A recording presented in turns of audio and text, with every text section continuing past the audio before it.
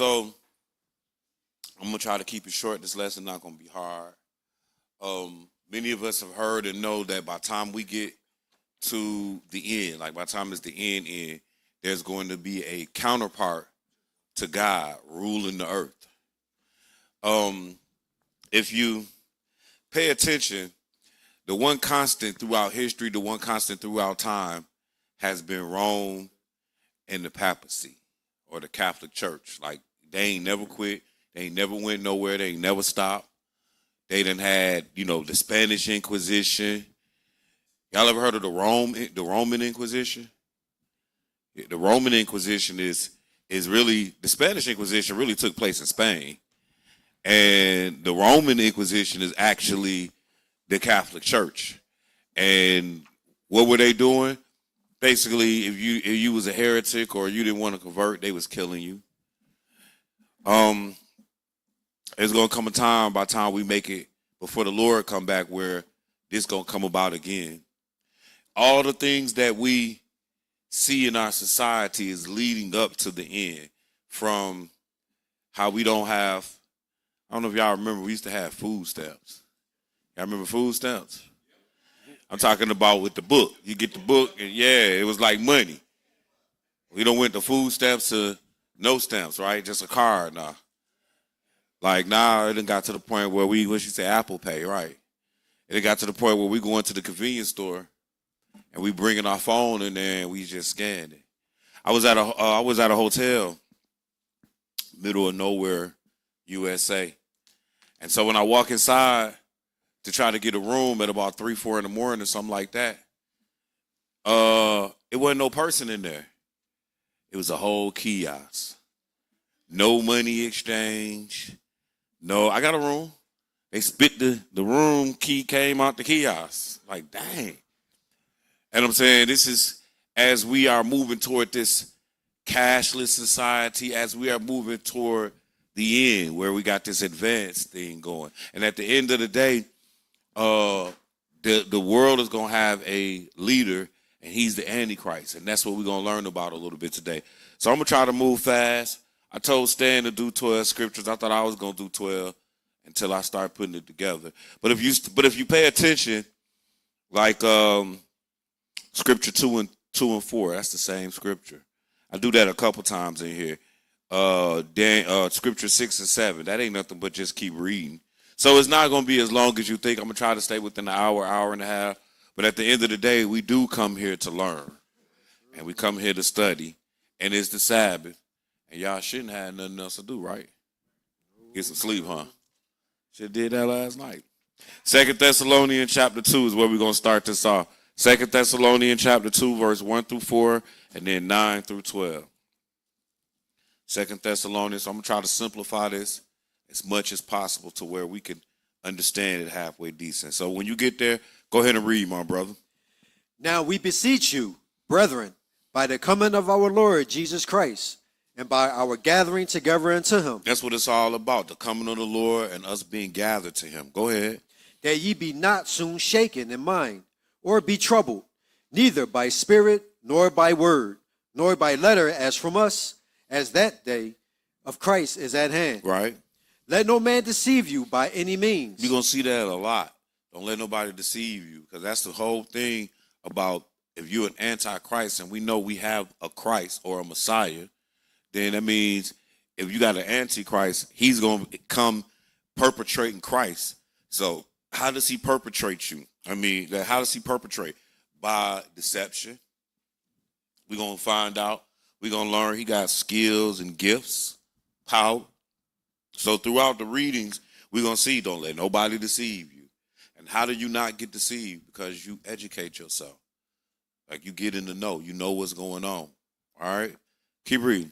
For that day shall not come, except there come a falling away first, and that man of sin be revealed, the son of perdition. Okay, so the first place we see this story about the Antichrist, and you don't see Antichrist here. What you see here is man of sin or son of perdition.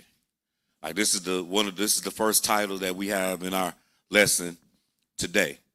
He's called the man of sin or the son of perdition. As a matter of fact, he ain't really called the Antichrist nowhere. The Antichrist is a term that we didn't put on it. It is in the Bible. And if you take it for what it's worth, the Antichrist mean, to be Christ means you the Messiah. Like if you the anti-Messiah, that's what he would be. Like he would be the wicked version. So anyway, but here in Thessalonian, he says, let no man deceive you by any means, for that day, what day? The coming of the Lord shall not come, except there coming a falling away first. Falling away from what? The gospel, the word of God. And that man of sin be revealed. So that means the man of sin is going to be revealed, meaning we are at some point going to know who this is. Like he's going to reveal himself. Go ahead. Who opposeth and exalteth himself above all that is called God. This is why we call him the Antichrist, because he opposes and exalts himself above anything that's called God. Like he a man on this earth, but he gonna play like he God. And I don't mean like the New Yorkers when they be like, yo, God. Like I ain't talking about like that. I'm talking about like levitating and doing miracles, God. And he gonna be able to have the ability to do miracles. And just like when you look in the days of Egypt, when you go back to Moses, and Moses went down to Pharaoh and said, let my people go. And then the first 3-4 plagues, like Moses drop a snake, which is crazy to me because I ain't never seen nobody drop a stick and he turned into a snake. I mean, even with modern day magic, I don't be seeing that, right? But then Pharaoh turned around and did it too. So it's just to show that, just because somebody has magical power don't mean they operating with God. All right. Again, we're going to see, don't let nobody deceive you over and over. That's the key. If anything else for today, what you need to get is don't let nobody deceive you. All right. We read verse 4, or did you finish that? Start over. Go ahead. Who opposeth and exalteth himself above all that is called God, or that is worship, so that he as God sitteth in the temple of God, showing himself that he is God. So that's another thing. He going to be as God, sitting in the temple of God, showing himself that he is God. So basically, this man of sin, he going to make his way over. We're going to see where the temple of God is, but he going to make his way over to Jerusalem at some point, and he going to actually set up and rule from there. So I had this whole long conversation with Chat yesterday about history and about this lesson and, just running ideas and things of that nature. And while I'm talking to the Chat, because, they don't want to they don't want to make the Pope the Antichrist. But what me and Chat did agree with is that, the Pope, he done ruled the world quite a few times. And so, I'm just going to put it to you. That's what the Antichrist is. Like he is going to be the Pope, Papa. That's what they call him. He's going to be the Pope. And we're going to learn, he's going to be the Antichrist. And we're going to learn that today. He's against Christ. And throughout history, though, the Pope, he be battling with, it'd be a battle between what we like to call church and state, meaning who going to rule, the king or the Pope. And if you notice throughout history, the Pope is always just like when you look at what the Crusades were. The Crusades was basically us trying to take the Holy Land, the Catholic Church trying to take the Holy Land from the Muslims. All right. So I say that to say that this guy gonna try to get over here to Jerusalem where the temple of God is, and finally he gonna be like, no, I'm God. Look at my skills. Look at what I can do. All right. Now let's jump down to verse 9. Yep. Even him whose coming is after the working of Satan with all power and signs and lying wonders. Right. So he gonna come after Satan. He gonna have power, signs, lying wonders. Go ahead. And with all deceivableness of unrighteousness in them that perish, because they receive not the love of the truth, that they might be saved. Mm-hmm. And for this cause God shall send them strong delusion, that they should believe a lie, that they all might be damned who believe not the truth, but have pleasure in unrighteousness. All right, that's good. Let's go to What, Matthew chapter 24 24. now? All right, let's go to Matthew 24, and let's pick this up at probably verse 1.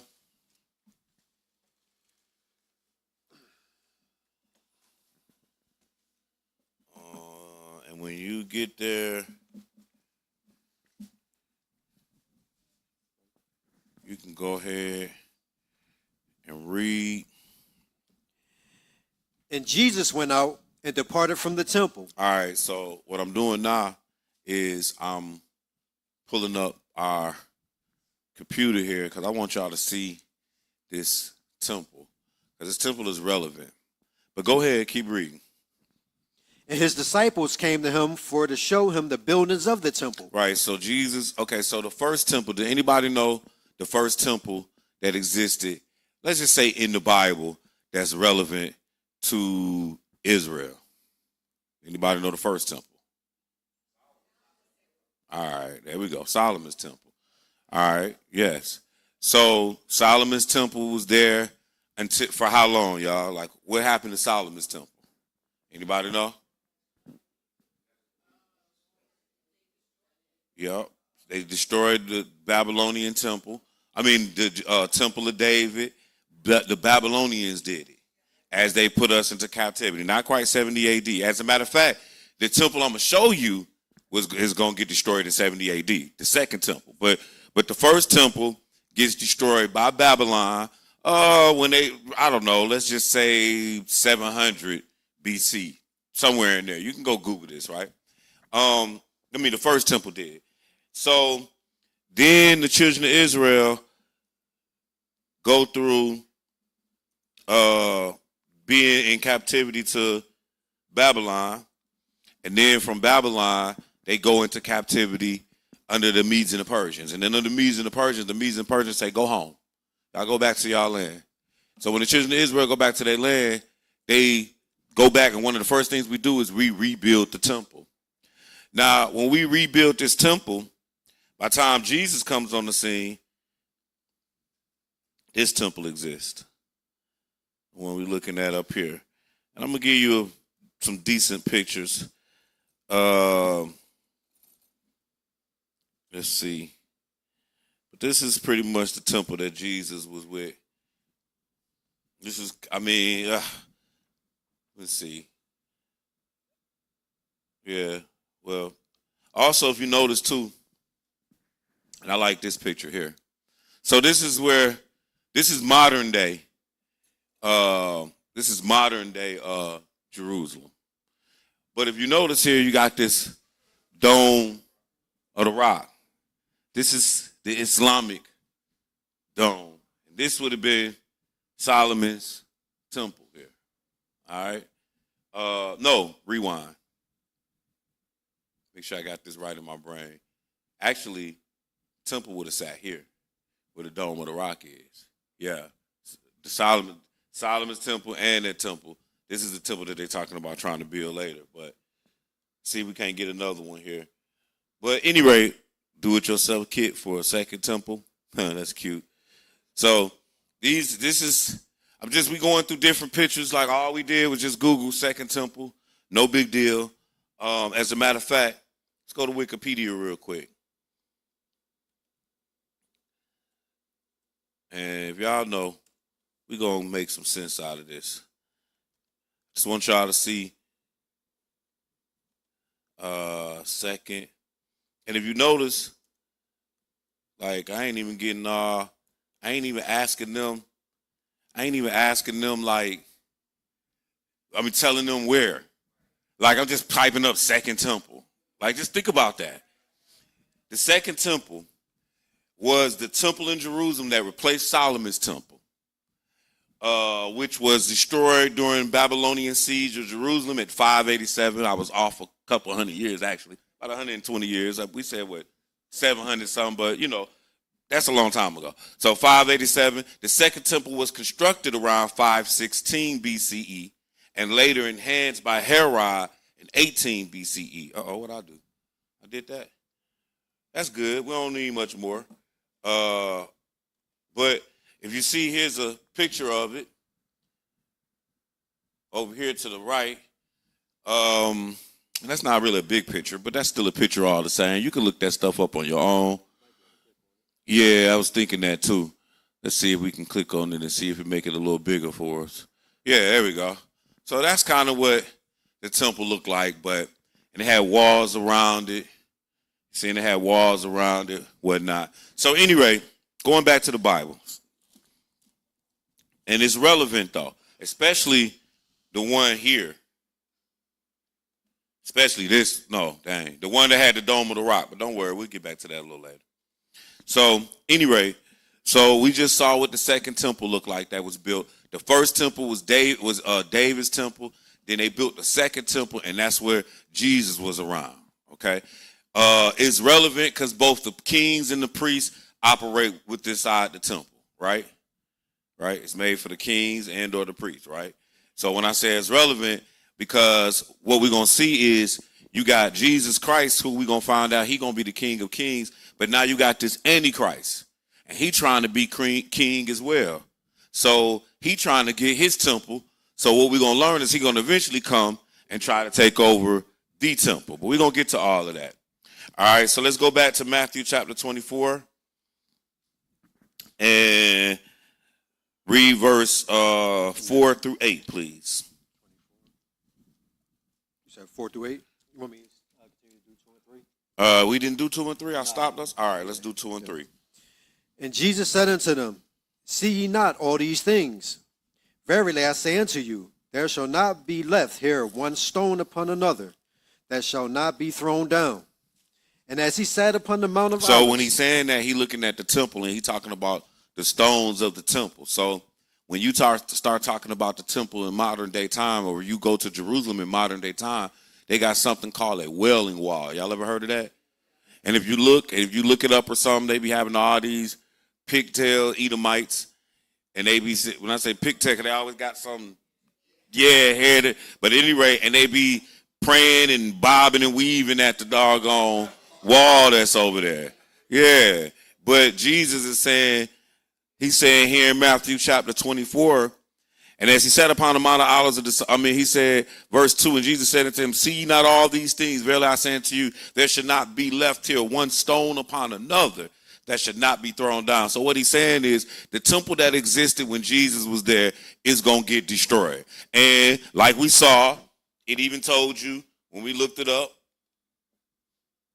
on Wikipedia actually, and it even told you that it got destroyed, as Sis said earlier, it got destroyed. The second temple was constructed in 516 and later enhanced by Herod, but then it said somewhere we read that it got destroyed. Yeah, well, no, the second temple got destroyed in 70 AD. Thought we saw that somewhere. Maybe we did, and let's see. Let's go down a little more. Well, yeah. We read down a little bit. In 70 Christian era, at the height of the first Jewish-Roman War, the second temple was destroyed by the Roman siege of Jerusalem, resulting in a cataclysmic shift in Jewish history. I bet it did. That's when they stole your identity. The loss of the second temple promoted the development of rabbinic Judaism. I bet it did. Which remains the mainstream form of Jewish religious practices globally. Y'all see that? I just want you to see how it's always in plain sight if you know what you're looking for. Oh, yeah, that wall that they're over there. Thank you, sis. That wall, they lying to you. They're 100% lying to you. Jesus said, again, now one stone should be left upon another. And let me show y'all that Wailing Wall so everybody can be included. Wailing. Yeah, but we're going to see it. You see, they call it the Western Wall. The Wailing Wall, known in Hebrew as the Western Wall of the Kotel, is an ancient limestone retention wall in the old city of Jerusalem. It is the holiest place where Jewish, not Hebrew Israelites, people can pray, as it is the main surviving part of the ancient Second Temple complex destroyed by Romans in 70 AD. So they lying to us. Remember, what was the first thing we started talking about in this lesson today? Don't let no man deceive you. Now, why is they lying to us? Because Jesus said that one stone was not going to be left. These idiots. Yep, I said it. I said it on the news too. Sue me. I ain't got nothing. See, these look at this clown. Like, what you reaching for? Like, what you about to get out of this? Absolutely nothing. You know what I'm saying? Like, but anyway, they over here and they saying that this wall right here is the temple, Western Wall in Jerusalem. I'm gonna see. I guess we could make that a little bigger. See, there they go down there. Yeah. That's why I said let's make this bigger. Like he's saying, and that's relevant. We gonna look. When I say that's relevant, it's close to the Dome of the Rock. Does anybody not know about the Dome of the Rock? Anybody had never heard of the Dome of the Rock? Cool. All right. I like the fact that we got some honest hands. So what is the Dome of the Rock? And we're gonna get into that. The Dome of the matter of fact, Dome. Look at that, Dome of the Rock. So actually, this is a dome right here. But inside is a big rock. And it's Islamic. The Muslims got this. See, that was a conversation me and, well, yes. What you say, aren't they fighting over there right now? See, because what we're going to find out, or what you find out, is where this Dome of the Rock sit is actually where the temple was. See how they got that rock in there? This the dome. See, here you go here. So actually, the temple that we was looking at sat here. Solomon's temple sat here. And so the Gentile or the Romans, they trying to get that land right there so they can rebuild a temple over there. And when I say so they can, I know it's the Edomites. I do understand. But Edom in Jerusalem ain't doing nothing without us. You know what I'm saying? Like we they arm, we they power. All right. So that's what the Dome of the Rock is. And the Muslims go over there and they worship there. And don't worry, y'all. I'm conscious of the time. But we gonna, I'm here with y'all. Meaning I'm paying attention to the room. I know we need to go quicker, slower, all that, all right? So don't worry, I'm with y'all. I know we done did 2 lessons, but we be all right, man. We grind out here in Philly. Oh, no, we notoriously known for being in the book out here. That's a good thing. So I'm trying to get the Dome of the Rock to pull up. You can see a little bit on Wikipedia. I like Wikipedia because everybody got access to it. And they don't, you ain't got to have no mad library like I do. So the Dome of the Rock is an octagonal Islamic shrine in the center of mosque compound on the Temple Mount. So notice it's saying that this Dome of the Rock sits on the Temple Mount. What is the Temple Mount? It's the temple's mountain. Whose temple? Now you remember how easy I put in Second Temple and it just popped up. You know what I'm saying? That temple. All right, David's temple in the old city of Jerusalem. It is the world's oldest surviving work of Islamic architect, the earliest archaeological tested religious structure to be built by a Muslim ruler, and contains the earliest inscriptions proclaiming Islam and the Prophet Muhammad. So that's what this Dome of the Rock is. They ain't giving it up. I'm sitting here you're going to have to kill every Muslim on the planet before you can get that Dome of the Rock. Just an FYI. I'm talking about all of them, even your neighbors and all the people you see dressed in black, walking around, they're going to have to kill them too if you want to take this Dome of the Rock, all right? So let's go back to our book. So that was scripture 3. So now we're going to go to number 4. So pick it up at verse 3 and run it on down. Okay. And as he sat upon the Mount of Olives, the disciples came unto him privately, saying, Tell us, when shall these things be? And what shall be the sign of thy coming and of the end of the world? What things be? When this temple get destroyed? Because that's what he was talking to them about. The temple that he saw when he was there. They like, when this going to be? And tell us, when is the sign of your coming and of the end of the world? So that means Jesus got to answer these questions, correct? That's right. So when he begins to answer the questions, what's the first thing he's going to tell them, y'all? Go ahead and read, Zaki. And Jesus answered and said unto them, take heed that no man deceive you. First thing he said, don't let nobody deceive you. That's the second time. We'd have been two places talking about the coming of the Lord. And in both cases, we done read, don't let nobody lie to you and just tell you anything. Go ahead. For many shall come in my name, saying, I am Christ, and shall deceive many. Right, and just because people coming in the name of the Lord, even saying that Jesus is the Christ, they still going to be of deception. So be careful. All right, and we're going to understand how to not be deceived because Jesus is telling us the whole time. We learning it today. All right, go ahead. And ye shall hear of wars and rumors of wars. See that ye be not troubled, for all these things must come to pass, but the end is not yet.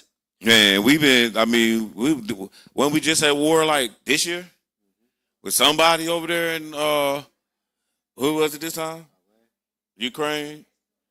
Nah, Iraq? Iran? I'm getting so old, we done fought all the odds. Iraq, Iran, Iron Sheik. I mean, we just fighting everything over there.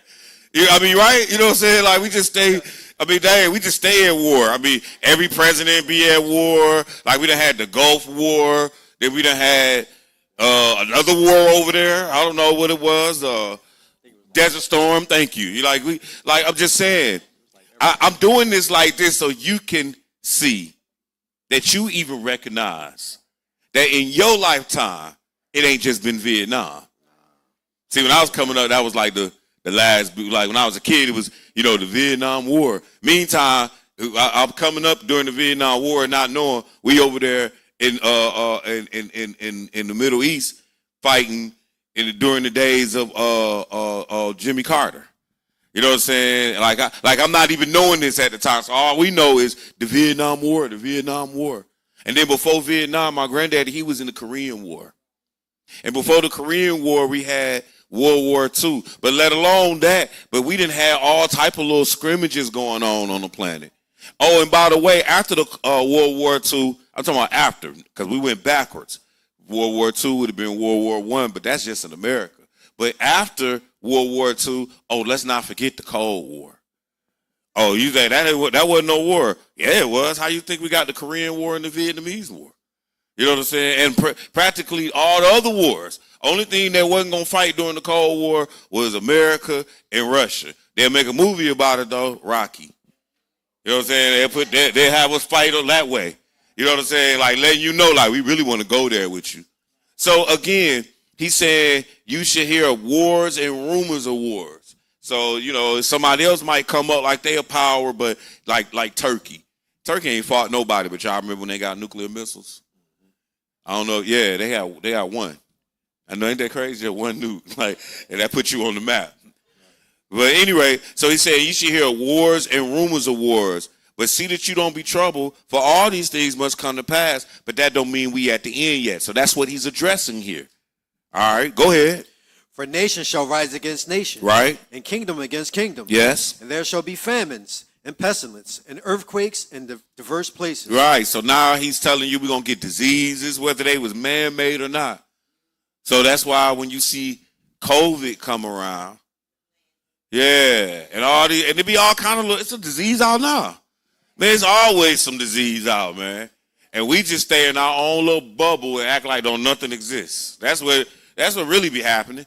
Even when AIDS came around, did it really exist? I mean, I didn't get it. I'm just trying to tell you how you think. You know what I'm saying? Even though I do know some people who did get it, but at the end of the day, he's saying, hey, for nation shall rise against nation and kingdom against kingdom, and there should be famines and pestilence and earthquakes in diverse places. But go ahead.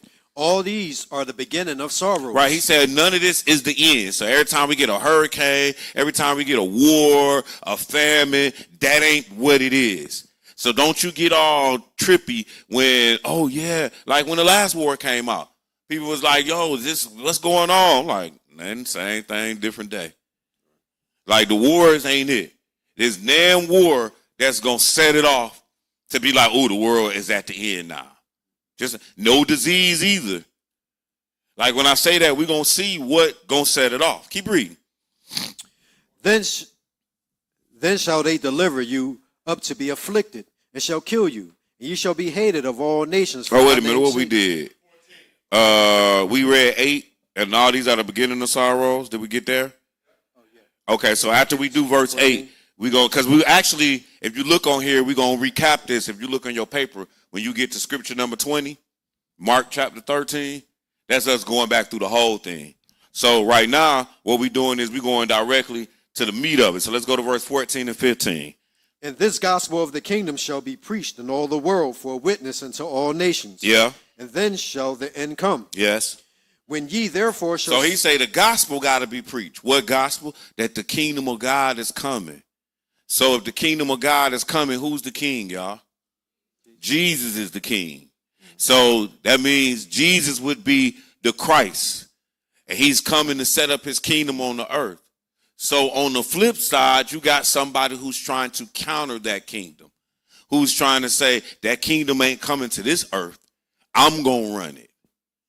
All right? I'm going to run it from the same place. The best location on the planet. Let me show you that. Best location. What the heck all this stuff? When did all this stuff pull up? Oh, man. Sometimes these computers be so smart. They be stupid. All right. Let me show you. We just going to do something on world map. See how that works. Let's go to some images. Bad. All right. Let's see if we can't just see. All right. That's cool. We could just take a few images. It don't matter. All right. So look. This one's so blurry. So look. This is what I'm trying to get y'all to understand. Let's take this one. All right. So at the time period of Jesus' day, nothing over here exists. Canada, United States, Brazil, Argentina, all that over there, it don't exist. This right here, Greenland, all this was made by this little group of people here. These people, bang, bang, bang. Oh, yeah, by the way. My bad. By the way, these people over here, from Mongolia, China, all the way up, bang, United States down. Oh, that's how you get your Mexicans. That's how you get your Central Americans, just a FYI. Actually, your Mexicans is a combination of these people, that's Spain, when they got over here, bang, and then the people that was already here, bang, like the Aztecs, they met up. That's how you get your Mexicans. AKA, no disrespect, but they mutts, just so you know. And when I say mutts are crossbreed, meaning you done took Western Europe and Eastern Europe or Eastern Asia, and they met up here, and that's how you get Central America, by the way. All right? Mostly all of Central America. They not, like, for example, they not Dutch. They not Spanish. They not, you get what I'm saying? They all crossed up in there. But anyway, going back to my point. So if we eliminate that and we just make this the world, so now we're going to go to the Eastern Hemisphere. All right. And we're going to look at the world from here. Let's see. All right, this is a good one right here. All right, bet. So, because America and all us, we a made country. These people made us. All right, so at the end of the day, if you look at this map, and forget about the sizing so much. We ain't worrying about that. Europe, Asia, Africa, in the middle is the Levant, as they call it. There goes Jerusalem. So what we're getting at is, for all practical purposes, if I looked at this and said, hey, I need to rule all this land, where I'm going to rule it from? I'm going to rule it from the middle. And so that's where everybody's trying to get to, meaning the Antichrist trying to get there, and Jesus Christ is going to get there. Like, that's the big deal, all right? So now, he said, in this gospel, verse 14, of the kingdom shall be preached in all the world for a witness unto all nations, and then shall the end come. When you should therefore see the abomination of desolation spoken by Daniel the prophet stand in the holy place, whoso readeth, let him understand. So Jerusalem is the holy place. But notice something else, though. It said the abomination of desolation. Do y'all know what abomination is? Anybody know what the word abomination is?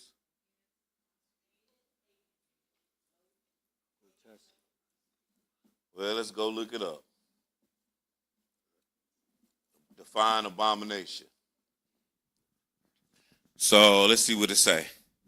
A thing that causes disgust or hatred, atrocity, disgrace, horror, obscenity, outrage, curse. When I looked it up, a thing, action, or person that causes extreme disgust, hatred, or moral loathing. That's what an abomination is. Say that again? Vile, yeah. So he said, when you shall see the abomination. So this is like a thing that God hates. He hates this abomination of desolation. Desolate means like of destruction. Like if I looked at the land and it was destroyed, I'd be like, man, they left that land desolate, bro. Or if somebody beat the house up, you'd be like, man, that house was desolate, right? And there's nothing there. So you got the abomination of desolation spoken of by Daniel. So what we got to do to really understand this is we're going to have to go back to the book of Daniel. Daniel, you should start mastering the book of Daniel. That is your name. You know what I mean? And I'm going to tell you what the book of Daniel about. The book of Daniel is about the entire Gentile dynasty. So the book of Daniel starts from Nebuchadnezzar, and it's going to walk you to the Medo-Persians, and then it's going to walk you to the Greeks, and then it's going to walk you to Rome. All right, now, with all that being said, before we get into Daniel, I want us to do something better. Let's go to Leviticus chapter 18. Leviticus chapter 18. I want to show you abomination in the Bible, other than just the abomination of desolation. Say that again, bro. Yeah, I know, right? I wasn't even going to do it like that. I was just going to read this, but yeah, he in there. Leviticus chapter 18. So this is abomination. Again, an abomination is a thing, action, or person that causes extreme disgust. So that means God is extremely disgusted with the Antichrist, that he calls him the abomination of desolation. We've already seen in Thessalonian that he going to sit in the temple of God calling himself God, right? Everybody remember seeing that? Anybody don't remember seeing that? I asked that question because I want to make sure we all following. All right? Make sure we all on the same page and we understand. Now what we're doing is we're looking at what an abomination is, but we're going back to the law. And we here for the Sabbath. And when I teach the word of God, I know that the law convert the soul. So I like to make sure we got the law in our lessons. So this is the second time I could put the law in the lesson. So let's go to Leviticus chapter 18 because it's on my notes. I just didn't put it on here. You know what I mean? Because I just was supposed to do 12 scriptures too. And obviously I didn't. Leviticus chapter 18, and it's picking up verse 1 through 8. When you get there, go ahead, bro. And the Lord spake unto Moses, saying, Speak unto the children of Israel, and say unto them, I am the Lord your God. After the doings of the land of Egypt, wherein ye dwelt, ye shall not do. And after the doings of the land of Canaan, whither I bring you, shall you not do. Neither shall you walk in their ordinances. Ye shall do my judgments, and keep my ordinances, to walk therein. I am the Lord your God. You shall therefore keep my statutes and my judgments, which if a man do, he shall live in them. I am the Lord. None of you shall approach to any that is near of kin to him, to uncover their nakedness. I am the Lord. Go ahead. The nakedness of thy father, or the nakedness of thy mother, shalt thou not uncover. She is thy mother, thou shalt not uncover her nakedness. The nakedness of thy father's wife shalt thou not uncover. So what we're looking at here is who you are allowed to marry or not. Honestly, that's what we're looking at. So he said, the nakedness of thy father, or the nakedness of thy father, what was that, verse 7? 7, yep. The nakedness of thy father, or the nakedness of thy mother, shalt thou not uncover. She is thy mother, thou shalt not uncover her nakedness. Now, when it's saying that, like, it goes deeper than just seeing nude. You know what I mean? Like it does. It's not even. This is about sex. This is about sex. It's not just like, and this is what I mean by it goes deeper than just about seeing nude. Like, as we get older, like me, I'm a guy, and my daughter, she's going to try to, she's going to school to be a nurse. So she might have to nurse me in the end. And she might have to bathe me, all that. So she may see my nakedness. Like, that's not what this is in regard to. That's just like me. That, you know what that is? That's flipping the switch. Because at first, I seen her nakedness. You understand? Like, when she was baby, it wasn't that many times, because I don't like to change little girls. I ain't going to front. I don't like to change nobody, to be honest with you, boys or girls. But at the end of the day, I just want you to understand it goes deeper than a visual nakedness, because think about that view of it. You know what I'm saying? Like, just because I seen you, like, no, and we're going to see that even in this chapter. So, again, he said, the nakedness of thy father or the nakedness of thy mother shalt thou not uncover. She is thy mother. Thou shalt not uncover her nakedness. The nakedness of thy father's wife shalt thou not uncover. It is thy father's nakedness. The nakedness of thy sister, the daughter of thy father, or the daughter of thy mother, where she is born at home or born abroad, even their nakedness shalt thou not uncover. The nakedness of thy son's daughter, or the daughter's daughter, even their nakedness shalt thou not uncover. Let's jump down to verse 17. Go ahead. Thou shalt not uncover the nakedness of a woman and her daughter. Right, so that means you're not supposed to be with the mama and the daughter. And I've known guys like that. And be proud about it. Man. But I'm saying where they done had relations with the mama and had relations with the daughter. And don't even see how sick that is. But keep going, though. Neither shalt thou take her son's daughter. The mom and the daughter don't see how sick it is either, though. I ain't just saying the guy. Matter of fact, the guy was young. Like, he was younger. He was like, when I met the boy, he was like 19, 20. I might have been maybe around 30. He just so geeked about this story. Because he did, you know what I mean? So I'm saying all of them was sick. That's what I tell you. They all was sick. But go ahead, keep reading. Neither shalt thou take her son's daughter or her daughter's daughter to uncover her nakedness. For they are her near kinswoman, it is wickedness. Go ahead. Neither shalt thou take a wife to her sister. So me and Jayla was reading this. So that means you're not supposed to sleep. You're not supposed to marry sisters. She was like, well, what about, she like, look, like, what about Jacob? And I'm like, yeah, that was before this was written. It happened before this was written. At one point, a man had to sleep with his sister. Let's say, we talking about going all the way back to Adam and Eve. So then that transition into now the law is here, you ain't laying with your sister. All right? Mm-hmm. All right, keep reading. Neither shalt thou take a wife to her sister, to vex her, to uncover her nakedness, right, beside the other in her lifetime. Right, so as long as the girl is living, then you can't be with you can't be with the sisters. I'm sorry. And I know idiots who done did that too. I was told long ago when I was a kid, I called myself being slick, liking sisters. They was like 2 years apart, and my grandmama and my granddaddy was like, nah. I don't know where they getting this from, but they ain't give me no whooping. I'm saying they beat it into my brain like, you don't do that. And then I got aunties, multiple, so they live in the world like, nah, this ain't right. You know what I'm saying? I'm glad that they instructed me on that, but that is wrong. You don't date the sisters. You get one, so that's it. All right? That's how it's supposed to be when you get married anyway. You get one, that's it. All right? But you definitely can't go getting sisters, though. All right? Keep reading.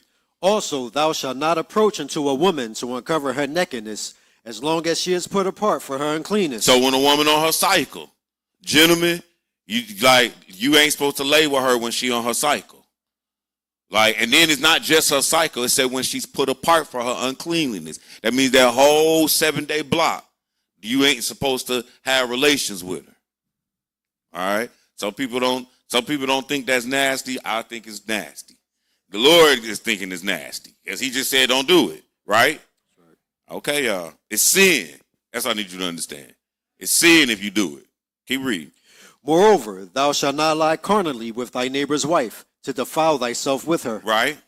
And thou shalt not let any of thy seed pass through the fire to Molech, neither shalt thou profane the name of thy God, I am the Lord. Go ahead. Thou shalt not lie with mankind as with womankind. It is an abomination. So out of all that, you know, a man sleeping with his sister, even when it was like laying with the mama and the daughter, he didn't call it abomination. He say 2 men. Like he didn't even say like uncover nakedness, like none of that. A man can't uncover another man's nakedness. It's just an abomination. It's pure disgusting. That's what the Lord is saying. The Lord was like, man, I ain't make y'all for that. Like at 0. Remember, he made us, he said it ain't good for man to be alone. Not let me go get Adam a gym. You know what I'm saying? Like, let me go get him a gym and a Bob. Like, nah. That ain't what he said. He said it ain't good for man alone. For man to be alone, made him a woman. So he's saying man on man is an abomination. What is abomination again? Extreme disgust, hatred, moral loathing. Like that's what it is to God. Should be that way to you. And we be accepting it too much. Like you not supposed to be cool with the gay girl at work. Or a guy. Like, nah, I'm good. Anyway, we'll keep reading. 23. Neither shalt thou lie with any beast to defile thyself therewith. Neither shall any woman stand before a beast to lie down thereto. It is confusion. Defile not ye yourselves in any of these things, for in all these things the nations are defiled which I cast out before you. Go ahead. And the land is defiled. Therefore I do visit the iniquity thereof upon it, and the land itself vomiteth out her inhabitants.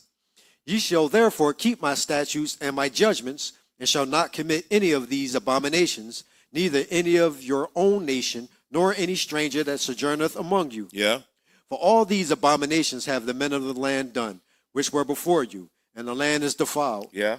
That the land spew not you out also, when ye defile it, as it spewed out the nations that were before you. Go ahead. For whosoever shall commit any of these abominations, even the souls that commit them, shall be cut off from among their people. Keep reading. Therefore shall you keep my ordinance, that you commit not any one of these abominable customs, which were committed before you, and that ye defile not yourselves therein. I am the Lord your God. All right, so Jesus spoke of abomination of desolation spoken of by Daniel the prophet. So what I did was I gave you the definition of abomination, and then I actually took you to the book to just show you some abominations. And what we definitely saw as abominations is men on men. But then he really called all this stuff an abomination. All the sexual immorality is just an abomination. All right, but now we talking about, Jesus is literally talking about a person being the abomination. So now we going over to the book of Daniel. So we kind of going big, getting back on task. The book of Daniel. And hopefully we're going to be able to move. We got illustration, so that should help. What we got? Daniel chapter 2. Chapter 2. And it's verse, what I got, 30 on there? 30. So look, again, the book of Daniel is the book of the Gentile dynasty. That's what it is. Like, for example, we had Kings and Chronicles, and how Kings and Chronicles was about the kings of Israel. Well, we could look at Daniel as like, this is about the kings of the Gentile. That makes sense, y'all? Yes, sir. Okay. Y'all all right? Yes, sir. All right. Y'all don't have no problem grinding a little bit, right? Nah. We all right? Okay. Daniel chapter 2, and let's pick this up at verse 30. Yup. But as for me, this secret is not revealed to me for any wisdom, that I have more than any living, but for their sakes that shall make known their interpretations to the king, and that though... Oh, yeah. See, in my notes, I had verse 1 through 13, and then I had us jump to 30. So what happened was Nebuchadnezzar was the king in Babylon at the time, and he had a dream. And when he had a dream, he wanted the interpretation of the dream, but didn't want to tell nobody what the dream was, because he didn't want to get slick hustled. Like, if I tell you the dream is, then y'all gonna have time to think of something to try to, like, nah, I need you to not only interpret the dream, but I need you to tell me what the dream was. That was, Nebuchadnezzar wasn't no fool. That's what I'm gonna say. So, because they would have showed slick, because it got to the point where Nebuchadnezzar was like, don't none of y'all got an answer? All right, then, y'all gonna die for not having the answer. Because y'all supposed to be the wise men or whatnot. Like Nebuchadnezzar, I can see why the Lord called Nebuchadnezzar his servant. Like if you read throughout the scriptures, you will see that's what the Lord called Nebuchadnezzar, my servant. Because he wasn't no dummy. So then Daniel got wind of, hey man, Nebuchadnezzar doing what? Hold on. Let me get down here and make sure I save all us. And so that's where we at now. So, but as for me, this secret is not revealed to me for any wisdom. This Daniel speaking. That I have more than any living, but for their sakes that shall make known the interpretation to the king, and that thou mightest know the thoughts of thy heart. Verse 31, go ahead. Thou, O king, sawest, and behold, a great image. This great image, whose brightness was excellent, stood before thee, and the form thereof was terrible. This image's head was of fine gold, his breast and his arms of silver, and his belly and his thighs of brass, his legs of iron, his feet part of iron and part of clay. So what I did up here, just for FYI, is all I typed in into Google was Daniel chapter 2. Nothing else. It's like I'm trying to show you how easy stuff be. And then I just hit image. And it's actually, this was a pretty good one here. This one gives you a nice little breakdown of it. And how it got, and we're going to see this as we read. But you're going to see that this image that Nebuchadnezzar had a head of gold, breastplate of silver, thighs of bronze, legs of iron, and the feet was iron and clay. Let me tell you something that I learned about all these different materials. And we're going to read it. As it go down, it gets softer, it gets harder and harder. Gold is softer than silver. Silver is softer than bronze. Bronze is definitely softer than iron. And then it gets down to where iron was at its max, but then it's iron mixed with clay. So, clay is it's softer than all of it. But that's where it's going to end. Okay, just something for you to know when you're looking as we read it, because each one of these materials are going to represent a kingdom. So where we at, bro? 34. All right, give it to him. Thou sawest till that a stone was cut out without hands, which smote the image upon his feet that were of iron and clay, and brake them to pieces. Then was the iron, the clay, the brass, the silver, and the gold broken to pieces together. It became like the chaff of the summer threshing floors. So a rock came and destroyed the statue. That's what he's saying. Go ahead. And the wind carried them away, that no place was found for them. And the stone that smote the image became a great mountain and filled the whole earth. This is the dream, and we will tell the interpretation thereof before the king. Yeah. Thou, O king, art a king of kings. So he's talking to Nebuchadnezzar. He like, yo, you a king of kings, Neb. Go ahead. For the God of heaven hath given thee a kingdom, power and strength and glory. Yes. And wheresoever the children of men dwell, the beasts of the field and the fowls of the heaven hath given he into thy hand, and hath made thee rule over them all. Thou art this head of gold. So he telling Nebuchadnezzar, he like, you the head of gold, bro. You the ruler over the whole thing. Go ahead. And after thee shall arise another kingdom inferior to thee. So he says it's going to be another kingdom that's going to come after you, Nebuchadnezzar. Go ahead. And another third kingdom of brass, yeah, which shall bear rule over all the earth. So what he's saying is each time these kingdoms come, they're going to rule this whole thing. Like if you notice, this particular picture is on the earth. He like, no, this statue going to rule on the earth. All right. But not just statue like it's going to be a statue that we're going to be looking at that's going to be standing all the way. No, each kingdom, we're going to see what the kingdoms are in a minute. Go ahead, keep reading. And the fourth kingdom shall be strong as iron. For as much as iron breaketh in pieces and subdueth all things, and as iron that breaketh all these, shall it break in pieces and bruise.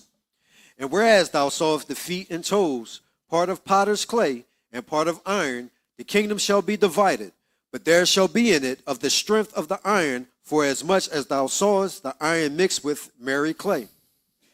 And as the toes of the feet were part of iron and part of clay, so the kingdom shall be partly strong and partly broken. And whereas thou sawest iron mixed with the miry clay, there they shall mingle themselves with the seed of men, but they shall not cleave one to another, even as iron is not mixed with clay. And in the days of these kings shall the God of heaven set up a kingdom which shall never be destroyed. So what he's saying is, by the time we get to this one, because these all represent kingdoms, so by the time we get to the bottom joint, then this rock that you see is actually Christ. So he gonna destroy the Nebuchadnezzar statue. All right. He said that the iron mixed with clay is because it was saying it was partly strong, partly weak. You know what I'm saying? Like they united, but they not. By the time the end come.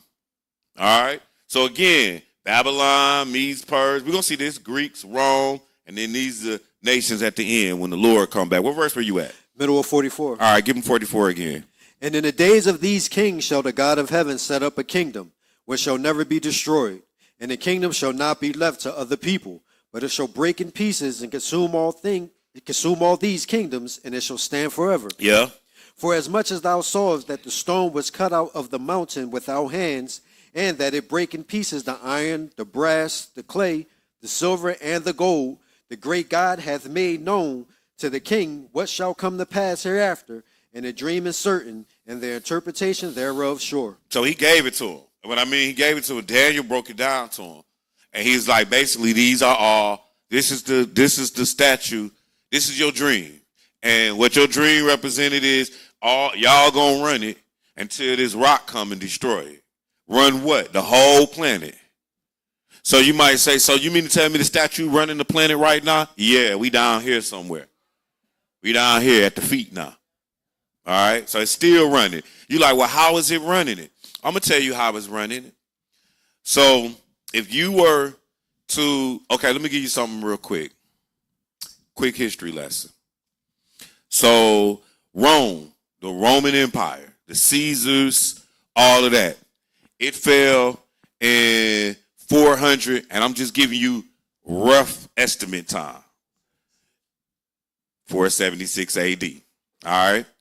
Then, as it was falling, the barbarians was coming in, but while the Muslims was making their rise, the banner of the Holy Roman Empire was still held together by men like Justinian, Otto the Great, Charles V, and Charlemagne. Those four names. Who are they? They are four kings that existed after the fall of Rome that still rule Rome by the name of the Holy Roman Empire. Now, when I was talking to chat last night, no, straight up, they say Justinian ruled in the Byzantine Empire. So they was like not following how Justinian, it's like I was teaching the chat because I was showing, because what you're going to find in each person that you look up, each one of those people that I just named, that they all ruled what is called the Holy Roman Empire. They created it. That's actually what Justinian did. He created it, and then that's how they ruled. Justinian, Otto the Great, Charles V. No, was it Charlemagne, then Charles V? Or Charles V, then Charlemagne. I think it was in that order. All right, so these are different names that you could look up. We had more time, I probably would have looked them all up. Because when you look them up, even on Wikipedia, one of the first things it's going to say, Holy Roman Empire. No matter where they ruled from. I think Charlemagne might have ruled up in France, somewhere, Germany. They ruled throughout, because you got to realize Europe is all really, at the end of the day, one. All right? So, anyway, that they kept this kingdom alive through different emperors and whatnot. Now, once the Inquisition stopped, like the Spanish, the Roman Inquisition stopped, they actually stopped in the 1700s. What is the Inquisition? The Inquisition is the church saying, hey, if you don't want to be with us, then you're going to die. It really stopped in the 1700s because that's when Europe started getting their independence. Each state started getting their independence. French Revolution, this is the development of the UK, all of that. It's like in the 1700s. So what they doing, they pattern themselves after a country that they built in America. So like we, the United States, they was all separate states, and they all had their own religion. So now they start they come together. Well, they all share religion, really.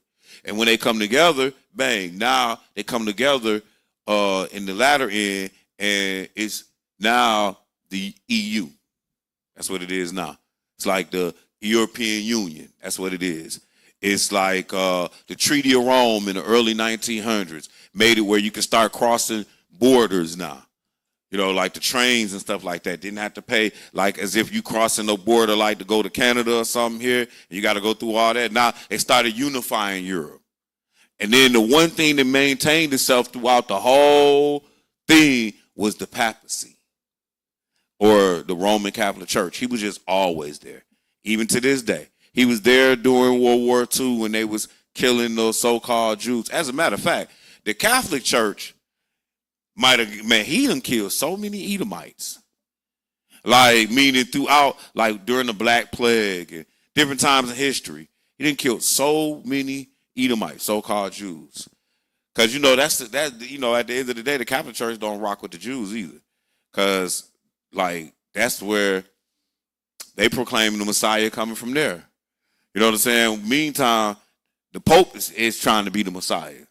So that ain't going to work. So anyway, let's go to Daniel chapter 11.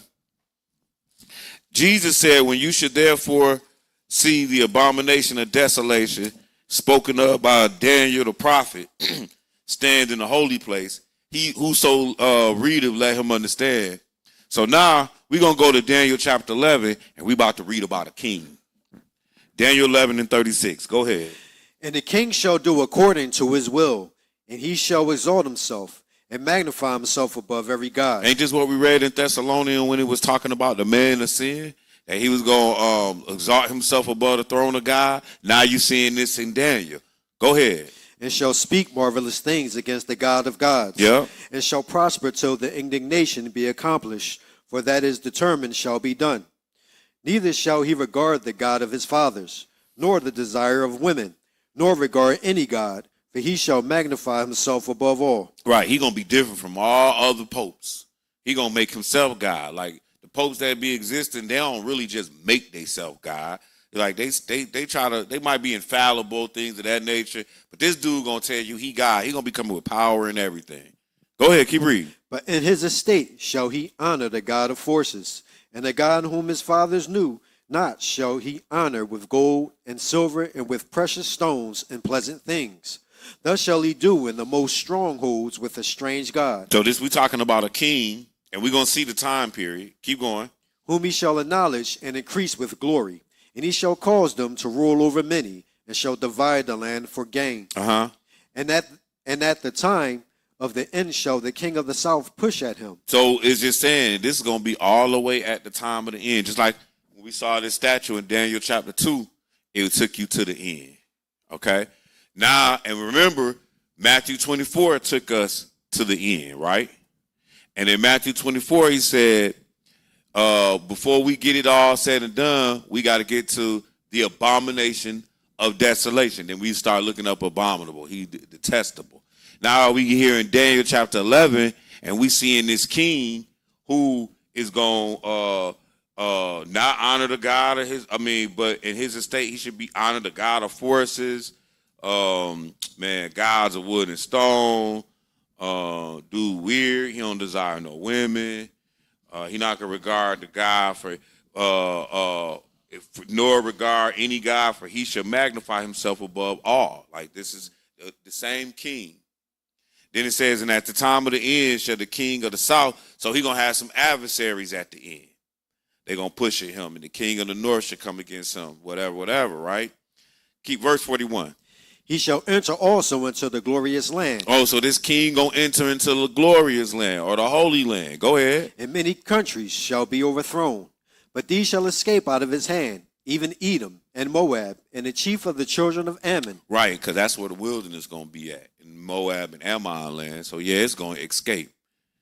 Meaning this guy going to get all the way to the land, but he ain't going to get past Edom and Moab. Like, he not going to take that land. Keep reading.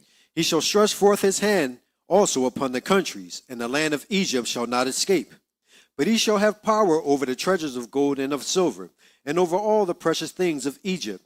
And the Libyans and the Ethiopians shall be at his steps. So, like, what he's saying is decent. So, they go Moab and Edom. They go Jerusalem, or King City, they go, Jerusalem right there. So so this Antichrist gonna come all the way to Jerusalem, but he gonna stop here. Edom, Moab, Ammon. He not gonna be able to get that far. But then let's look at something else though. Let me see. North Africa map. All right, bet. So let's see if we can do that now. Yeah. All right. So read that last verse I heard you read. But he shall have power over the treasures of gold and of silver, Yeah. and over all the precious things of Egypt, and the Libyans, Yeah. and the Ethiopians shall be at his steps. See, so he's saying Libya and Egypt and Ethiopia gonna be at his steps. He coming from Italy, and he's going this way. And then he said Ammon and Moab, which we saw right by Jerusalem, was not gonna be. Let me see, what did it say? Verse 41, and he shall enter also into the glorious land. Talking about this king. That's what we're reading about. Verse 36. And the king should do according to his will. That's what he called here. He called the man of sin in Thessalonians. The abomination of desolation is how Jesus referred to him. Don't worry, we're going to see abomination of desolation here sooner. Or we're going to see abomination sooner or later. What I did is just introduce you to this king from 36. Who then, this king is going to exalt himself above God, magnify himself above all. But then when you get to 41, he shall enter also into the glorious land. Many countries shall be overthrown, but these shall escape out of his hand. Edom and Moab. I said Edom and Moab, that's where the wilderness is going to be. Because what we're not talking about today is there's going to be a place of safety for during this time where this guy going to be wilding out. But at any rate, he shall stretch forth his hand also into countries, and the land of Egypt shall not escape. But he shall have power over the treasures of gold and silver, and over all the precious things of Egypt and Libya and Ethiopia be at his steps. But then tidings out of east and out of the north shall trouble him. He ain't even talk about that, but this is east and this is north. And they say tidings from, meaning his adversary gonna be Russia and China. That's how I'm just gonna put it out there. Like, they not buying, they not going, they not bowing down. They don't care about you and your God. They don't care about your army. They thick too. They got nukes too. All that kind of stuff. All right. So he said, but tidings out of the east and out of the north shall trouble him. Therefore, he shall go forth with great fury to destroy and to utterly make away many. And he shall plant the tabernacle of his palace between the seas and the glorious holy mountain. Yet he shall come to his end, and none shall help him. So go down into chapter 12. Go ahead. And at that time shall Michael stand up, the great prince which standeth for the children of thy people. And there shall be a time of trouble, such as never was since there was a nation even to that same time. So the reason we wrote it down into chapter 12 is just to show you, like, this still the end. Okay? We're still dealing with the end. Keep going. And at that time thy people shall be delivered, every one that shall be found written in the book. All right, that's good. Let's go now to Revelation chapter 13. Revelation chapter 13.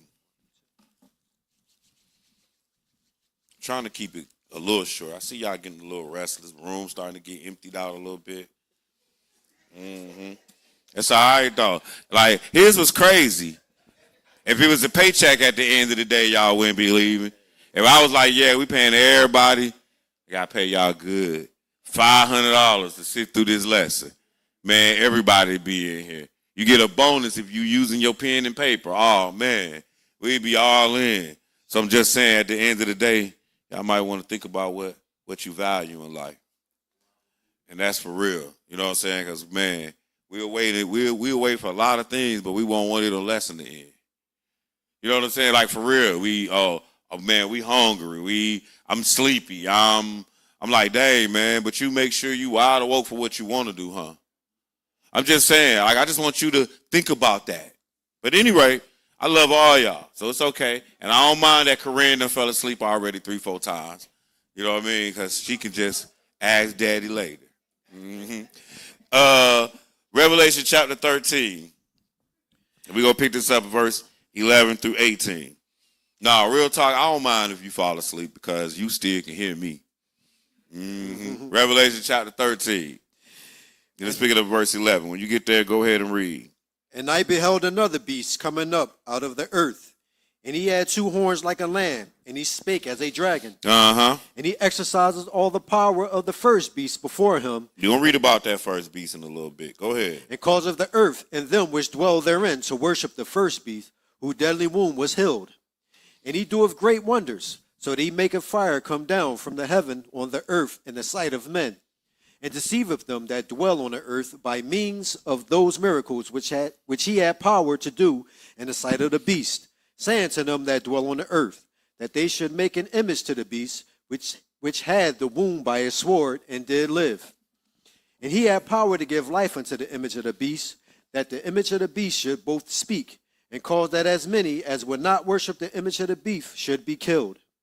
And he causeth all, both small and great, rich and poor, free and bond, to receive a mark in their right hand or in their foreheads, and that no man might buy or sell, save he that had the mark, or the name of the beast, or the number of his name. Here is wisdom. Let him that have understanding count the number of the beast, for it is the number of a man, and his number is 666. All right, that's good. So we see we come in here to Revelation now, chapter 13, and we now getting introduced to this other beast. And if you notice, he giving out the mark of the beast. And when we saw, and it said that, hey, he do great wonders. He make fire come down out the sky. Like, it's the same person. We just reading this from somewhere else about something else. But he said he do a great wonder so that he make fire come down from heaven on the earth in the sight of men, and deceive them that dwell on the earth by the means of those miracles. So once again, we see he got power. He had power to do in the sight of the beast, saying to them that dwell on the earth that they should make an image, and they did that. They're going to make an image and give this image life. Then, if you notice in verse 16, he said he causes all, both small and great, rich and poor, to receive a mark in their right hand and in their forehead. And if you don't have it, you don't buy or sell. You don't eat nothing if you don't get this mark in your right hand or in your forehead. Now, we're going to learn about what this mark is. Vicar of Christ. Let's see what this is about. So, Vicar of Christ. Ooh, let's see what even the Catholics got to answer. Ooh, I'm scared of that one. But let's see what the Vicar of Christ, what does it say here? Vicar of Christ. Now, if you notice, when I pull up this Vicar of Christ, and I'm going to tell you what it means, and don't worry, you're going to see how it relates to the lesson. But it said in Latin, Vicarius Christi. That's what that say. It is a term used in different ways and in different theological connotations throughout history. The original notation of vicar as an earthly representative of Christ. So notice, that's what this Vicar of Christ, vicar is an earthly representative of Christ. But it is also used as a sense of person acting as parish priest in the place of a real person. So it's saying like you here in replace of. The title is now used in Catholicism to refer to the bishops, and more specifically, was historically used to refer to the Bishop of Rome. Now, that's what Vicar of Christ reads. So I got this one book right here. It's called The History of the Papacy by Alan Hall. And so I'm going to go to the Pope, and I'm going to put his name up here. Pope Innocent. That's his name, Pope Innocent. And I want you to do, I'm going to tear up my Bible. I want you to start, Innocent was 37. So start from there and read that to them, and we're going to see about when this Vicar of Christ, what this is all about. When you get there, go ahead. Innocent was just 37 years old and considered something of a whiz kid when he was elected. The intellectual nobleman and nephew of Pope Celestine III studied in Paris and Bologna before his uncle made him a cardinal. He had floundered under his immediate predecessor, Celestine III, due to a long-standing family feud, and spent most of that pontiff's 8-year reign writing great theological papers. He also traveled extensively and was deeply moved by the shrine of the quickly canonized St. Thomas a Becket at Canterbury. But on Celestine's death, at then extraordinary old age of 93, the young cardinal managed to persuade the older clergy he was capable of becoming the Bishop of Rome. All right, so let's follow. Let me help you follow. So Pope Innocent was young, and he became Pope at 37. That's young. So he convinced them. So that let you know he cunning with that mouthpiece. You know what I'm saying? Like he got game. He can convince all these old. And if you know anything about the popes and that type of stuff, man, it wasn't even probably that, man. It was money and power and all that kind of stuff. But go ahead, keep reading. He was elected unanimously on the second ballot, although there were misgivings. A German writer commented, "Oh, the Pope is so young. Lord, help your church." Now watch this statement he about to read. Go ahead. Innocent, who was rapidly promoted from deacon to priest before he was made Pope, was the first pontiff to make wide use of the phrase Vicar of Christ. So Pope Innocent, that's this guy right here, he the first Pope to use this term Vicar of Christ.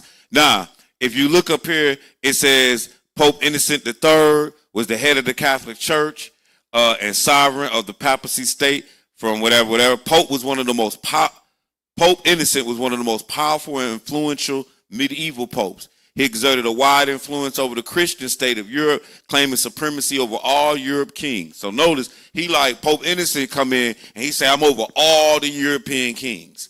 That's just like if T.D. Jakes came to America and was like, "I'm over all the American governors." You see what I'm saying? That don't even sound right, do you? Like, bro, we don't operate like that. They will lock your butt up. Right. That's not how this is going down. This dude was the most powerful man on the planet at the time when he was alive. And he was the first person to use Vicar of Christ. But that's English. Now, if you look up here, and in their crown too, it's written, not Vicar of Christ, it's written Vicarious Philadelphia. Now, Vicarious Philadelphia. You notice the artist keeping the crown above the popes. These are different popes' heads. Because inside the crown is actually where you find that inscription. Now, what is all this? So if you go back to Revelation 13, we'll look at the last verse real quick. I'm trying to move fast and slow at the same time. It's really weird. So Revelation 13, and we look at the last verse, it said, "And here is wisdom. Let him that have understanding count the number of the beast, for it is the number of a man. His number is 606. Now, this Vicarious Philadelphia is Vicar of Christ in Latin, which is their tongue. They don't speak English. So it doesn't say Vicar of Christ. It says Vicarious Philadelphia. But what does Vicarious Philadelphia mean? Vicar of Christ in English. What does that mean? Replacement of Christ. All right. Now, when you transcribe it to Latin, when you put it in Latin numbers, and you put the name out like this, because it said, "Here's wisdom, let him that have the understanding count the number of the beast, for the number of a man, and his number is 606." So, this is Vicarious Philadelphia, and what it equates out to this is Vicar of Christ, same thing. When you put it in its Latin form, you take all these numbers and make them Latin. So like in Latin numbers, 1 is I. C, like C note, that's 100. M is 1,000. D is 500. L is 50. U and or V are 5. And what you find out is this title, Vicarious Philadelphia. So let's do this. I'm going to ask Vicarious.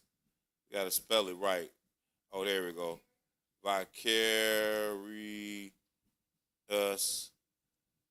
All right, there we go. Now, I just want to see. Oh, dang. Well, that's not really what I wanted to. The phrase is not officially a papal title. Oh, they're saying it's not written in this crown. Well, that's not. Yes, ma'am.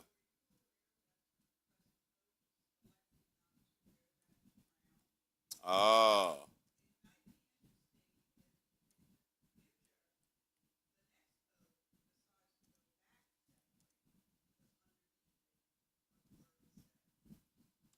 So what she's saying is, the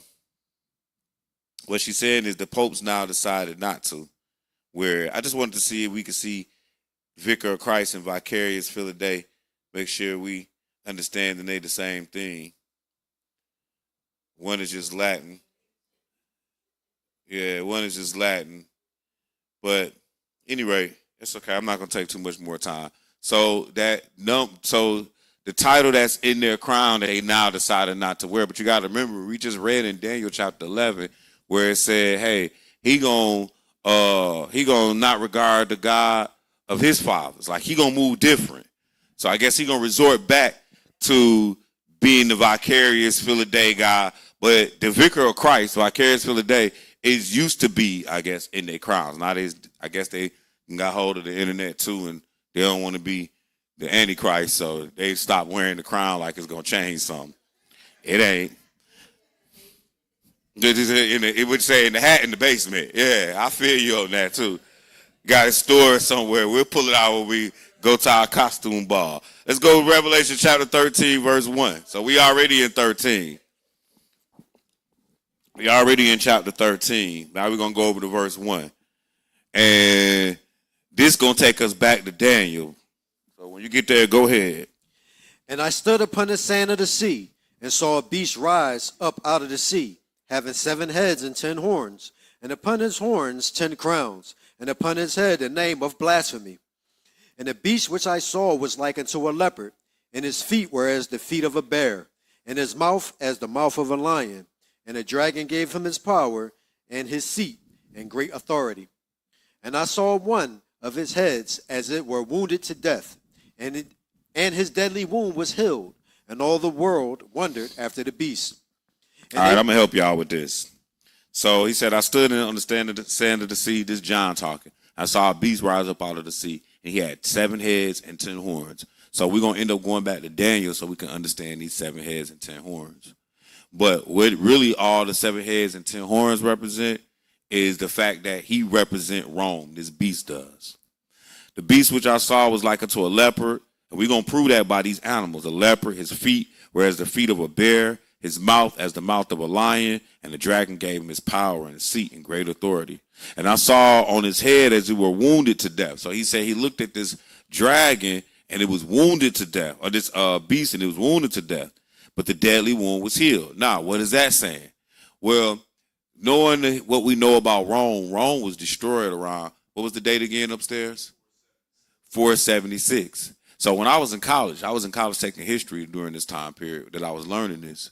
And I remember asking my professor, is Rome going to ever come back to power? And he's like, nah, which do sound a little crazy. Because Rome been gone. Like, we talking about Caesars and all that kind of stuff, ruling the world, empire, like, nah. So then Rome is dead. But notice what it said in verse 3, and I saw one of his heads as it were wounded to death, and his deadly wound was healed. See, so Rome going to be brought back to life through the Catholic Church, through the Vatican, exactly. And all the world going to wonder after this beast. Verse 4. And they worshiped the dragon which gave power unto the beast. And so the dragon is the power behind this beast. This beast is Rome. Go ahead. And they worshiped the beast, saying, Who is like unto the beast? Who is able to make war with him? And there was given unto him a mouth speaking great things and blasphemies. And power was given unto him to continue 42 months. That's the time period of the Great Tribulation, 42 months. That's 12, 12, 12. That's 36. 12 times 3 is 36. If you add 6 more, then that makes 42. So that's a year because it's 12 months in a year. So then that's 3.5 years, not 7 years. But this is how long the tribulation period is going to be. 42 months. And it said, and it was given unto him of the mouth, and it was given unto him a mouth speaking great things and blasphemies. And power was given unto him, this beast, to continue for 42 months. Go ahead. And he opened his mouth in blasphemy against God, to blaspheme his name and his tabernacle, and them that dwell in heaven. Yeah. And it was given unto him to make war with the saints, and to overcome them. And power was given him over all kindreds and tongues and nations. And all that dwell upon the earth shall worship him, whose names are not written in the book of life of the Lamb, slain from the foundation of the world. Yeah. If any man have an ear, let him hear. He that leadeth into captivity shall go into captivity. He that killeth with the sword must be killed with the sword. Here's the patience and faith of the saints. All right, so let me explain Revelation chapter 13 to you. Verse 1 through 10 is talking about Rome, the country Rome, the government Rome, the empire Rome. Verse 11 through 18 is talking about the Antichrist.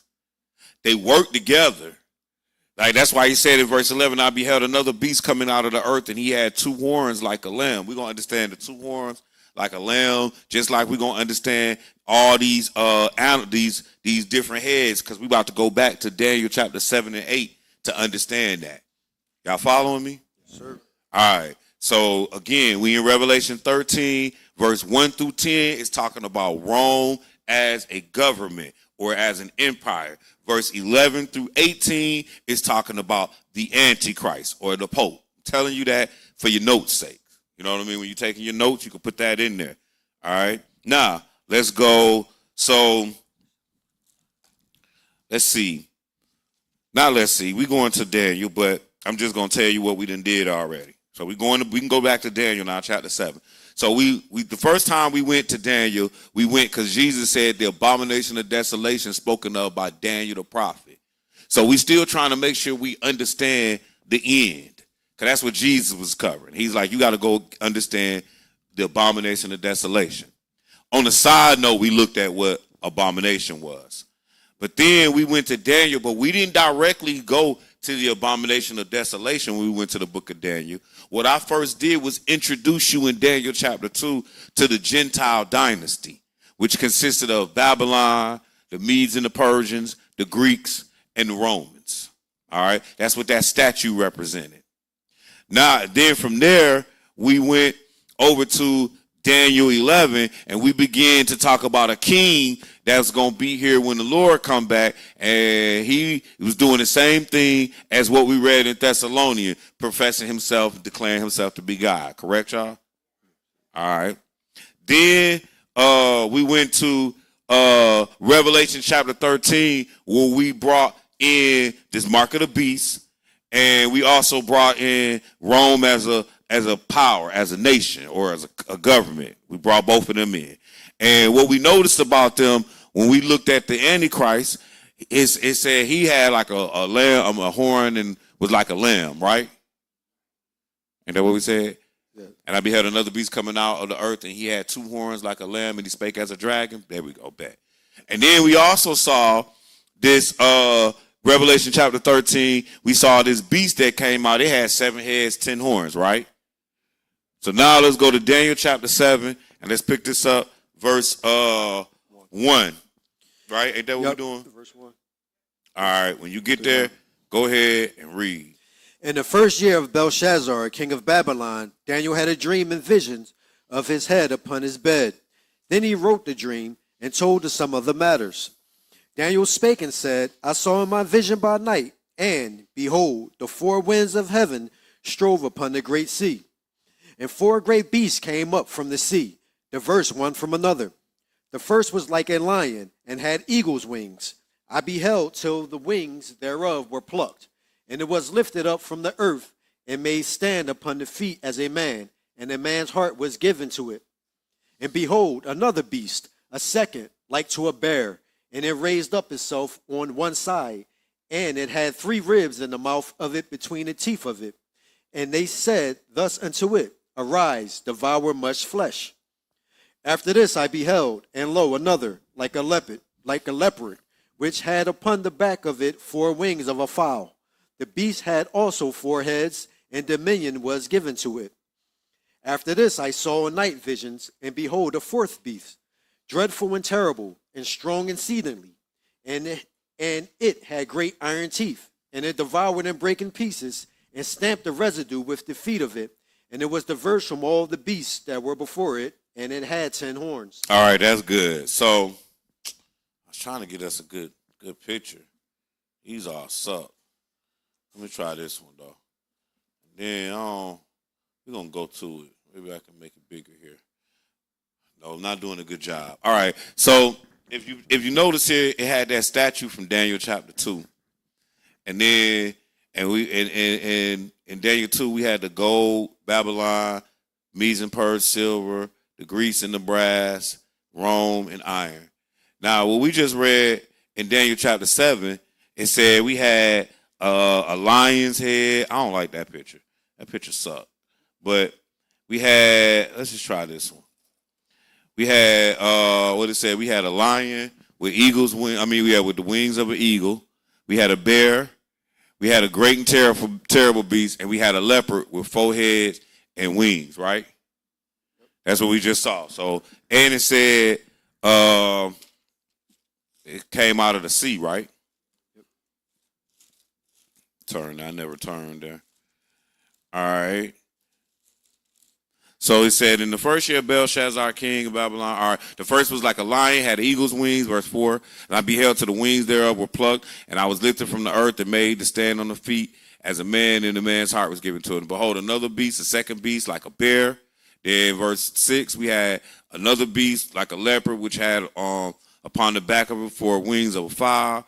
Then verse 7, I saw in the night vision, the 4th beast just dreadful and terrible. All right. Then so these 4 beasts was there. This is the vision that he looking at. And did we read verse 9? No. All right, read that. I beheld till the thrones were cast down. So, because what he's saying, each one of these animals represent kingdoms here. So Daniel, like, he looking at it, he like, yo, I was looking until this joint was destroyed. Go ahead. I beheld till the thrones were cast down, and the Ancient of Days did sit, whose garment was white as snow, and the hair of his head like the pure wool. His throne was like the fiery flame, and his wheels as burning fire. Uh-huh. A fiery stream issued and came forth from before him.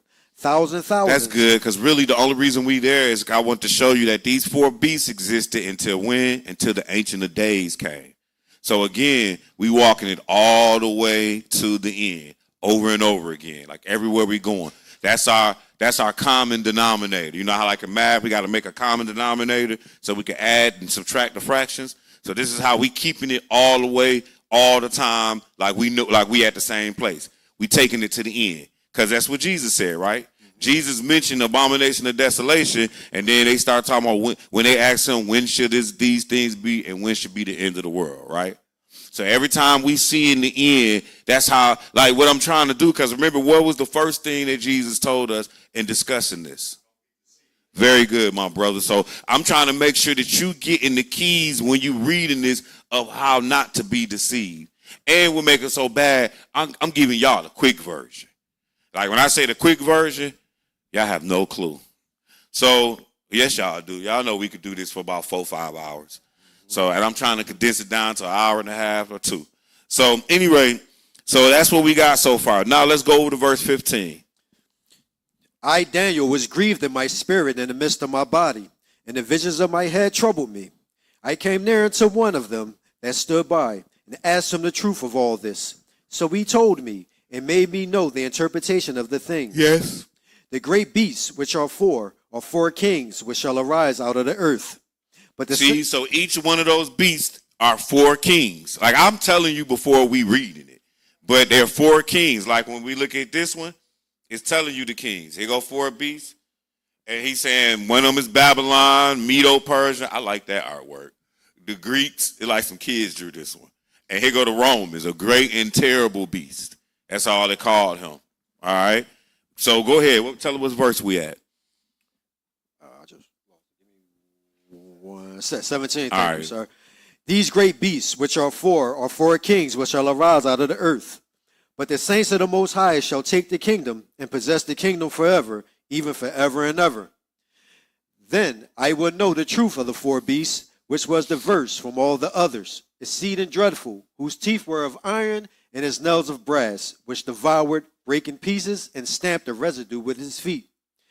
And of the 10 horns that were in his head, and of the other which came up, and before whom 3 fell, even of that horn that had eyes, and a mouth that spake very great things. So I'm going to tell you what he's doing.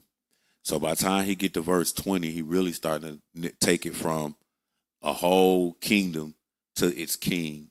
He said, and of the 10 horns that were in his head of this beast, and of the other which came up, and before whom 3 fell, eating of that horn which had eyes and a mouth that spake very great things, whose look was more stout than his fellow. He was like, and I beheld the same horn. So what he's saying is, and this great, dreadful, terrible beast, he had 10 horns, and one of these horns was like, he was saying one of these horns had like eyes, and it's really weird. This is all a vision, though. And that's like the king. That's the Antichrist. So what he's trying to tell you is, even in Daniel chapter 7, the Antichrist is coming from this last beast, this Roman beast. This beast represents Rome. All right. Here go another picture where we could kind of show, and it's showing like Babylon on one side with the statue, but then it's showing Nebuchadnezzar's statue, and then it's showing the four beasts, because they telling you the same thing. But this great and terrible beast, one of the horns had eyes on it or whatever, and that represents the Antichrist. So verse 20, and of the 10 horns that were in his head, and of the other which came up, before whom 3 fell, even of that horn that had eyes and a mouth that spake great things, whose look was more stout than his fellows, I beheld, and the same horn made war with the saints. So like this a commonality with the Antichrist. Everywhere we read about it, he coming after the saints and prevailed against them. Until how long? Verse 22, read that, bro. Until the Ancient of Days came. Right, until Christ came. So that's another comment we keep saying. And remember, Matthew 24 said, what is the sign of thy coming and the end of the world? So they work hand in hand. The Ancient of Days, that is his coming. Until the Ancient of Days, and judgment was given to the saints of the Most High, and the time came that the saints possessed the kingdom. So again, it's taking you back to the kingdom. All right, go ahead, keep reading. I think, what verse? Where 23. are we? Yes, keep going. Thus he said, the fourth beast shall be the fourth kingdom upon earth, which shall be diverse from all kingdoms, and shall devour the whole earth, and shall tread it down, and break it in pieces. Yes. And the 10 horns out of this kingdom are 10 kings that shall arise, and another shall arise after them, and he shall be diverse from the first, and shall subdue 3 kings. Yes. And he shall speak great words against the Most High, and shall wear out the saints of the Most High, and think to change times and laws, and they shall be given into his hand until a time and times and the dividing of time. So notice what it said on that one great, dreadful, terrible beast. The 10 horns out of the kingdom are 10 kings that shall arise, and another shall arise after them, and he shall be diverse from the first, and he shall subdue the 3 kings. So like you're going to have, basically what he's saying is the 10 horns represent 10 kings, but one of these kings, he is superior to anything you ever heard of. He your Antichrist. All right. And then it said, and he shall, verse 25, did we read that? Yeah. And he shall speak great words against the Most High. Same thing we saw about the man of sin. Same thing we saw in Daniel chapter 11. Like, I'm just trying to get you to, same thing we seen in Matthew 13. So I'm just trying to get you to see how this all sync together, y'all. And he shall speak great words against the Most High, and shall wear out the saints of the Most High, and think to change times and laws, and they should be given into his hand until a time, times, and the dividing of time. So this guy, he gonna come and he gonna feel like he could change times and laws. This king that's coming from this dynasty here. All right, keep reading. But the judgment shall sit, and they shall take away his dominion, to consume and to destroy it unto the end. And the kingdom and dominion, and the greatness of the kingdom under the whole heaven, shall be given to the people of the saints of the Most High, whose kingdom is an everlasting kingdom, and all dominions shall serve and obey him. That's good. Let's go over to Daniel chapter 8. Daniel chapter 8. So now what we're doing is because remember I told you that Daniel is the whole Gentile dynasty. So what we're doing now is we are walking toward more and more toward the Antichrist, because the Antichrist is the end or the climax of the Gentile dynasty. It starts with Nebuchadnezzar. It ends with the Antichrist. Okay? So now we're going to check this. We're going to pick it up from the Greeks now, from the Medes and the Persians to the Greeks. All right? And then to him. So we're not going to deal with Rome no more when we go to chapter 8. All right? We're not going to deal with Babylon no more when we get to chapter 8. So go ahead and pick it up at chapter 8, verse 1. In the 3rd year of the reign of King Belshazzar, a vision appeared unto me, even unto me Daniel, after that which appeared unto me at the first. And I saw in the vision, and it came to pass, when I saw, that I was at Shizan in the palace, which is in the province of Elam. And I saw in the vision, and I was by the river of Ulai. Then I lifted up my eyes, and saw, and, behold, there stood before the river a ram which had 2 horns. And the 2 horns were high, but one was higher than the other, and the higher came up last. And I saw the ram pushing westward, and northward, and southward, so that no beast might stand before him, neither was there any that could deliver out of his hand, but he did according to his will, and became great. And I was considering, behold, and he-goat came from the west on the face of the whole earth, and touched not the ground. And the goat had a notable horn between his eyes. And he came to the ram that had 2 horns, which I had seen standing before the river, and ran unto him in the fury of his power. And I saw him come close unto the ram, and he was moved with the choler against him, and smote the ram, and brake his 2 horns. And there was no power in the ram to stand before him. But he cast him down to the ground, and stamped upon him, and there was none that could deliver the ram out of his hand. Therefore the he-goat waxed very great, and when he was strong, the great horn was broken, and for it came up 4 notable ones toward the 4 winds of heaven. All right, so here's what he said. He said, hey, you had a little ram that had 2 horns. The Medo-Persian Empire. That's why I got 2 horns. And he said they ruled, but then here came a goat that came. And this goat came, this is all a vision he's seen. This goat came and bang, just banged out, came from the west side, from the left side, which is where Greece is in comparison to Medo-Persia. So he come from the west side, bang, bang out the Medo-Persian. That's what we just read. Even though we didn't read it like that, we read it in like a dream about animals. And then it said, but at the end of the day, this one little horn, it broke and split into 4 horns. Because this he-goat represents Greece. And Greece was at its power with Alexander the Great. But Alexander the Great died, and when he died, his generals took over. So if you noticed here, this one had 4, it said it split into 4. And if you notice, they actually give you names. Lasimius, Seleucus, Cassander, and Ptolemy.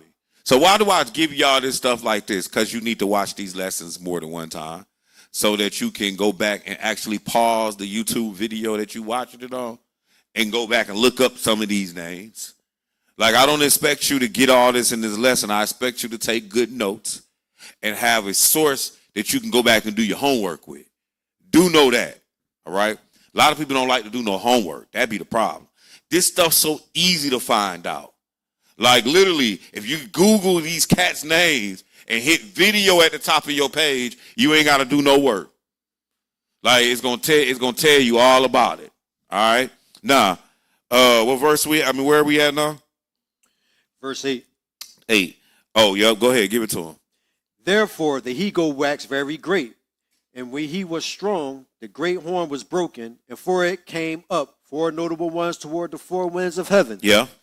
And out of one of them came forth a little horn, which waxed exceeding great toward the south and toward the east. So this one we're going to use, even though they got Antiochus, Epiphanes, whatever, Antioch Epiphanes, that's what it is, as the Antichrist. And yes, Antioch Epiphanes was an Antichrist, but not the Antichrist. That's what we're going to say. All right, but what verse? Verse 9. Verse 9. Go ahead. And toward the pleasant land. And it waxed great, even to the host of heaven.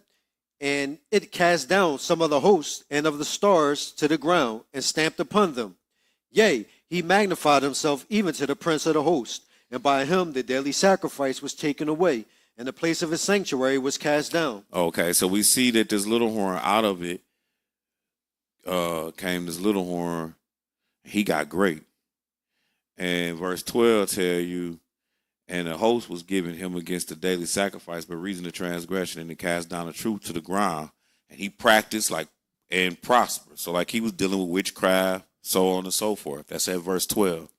Now, let's jump over to verse 19.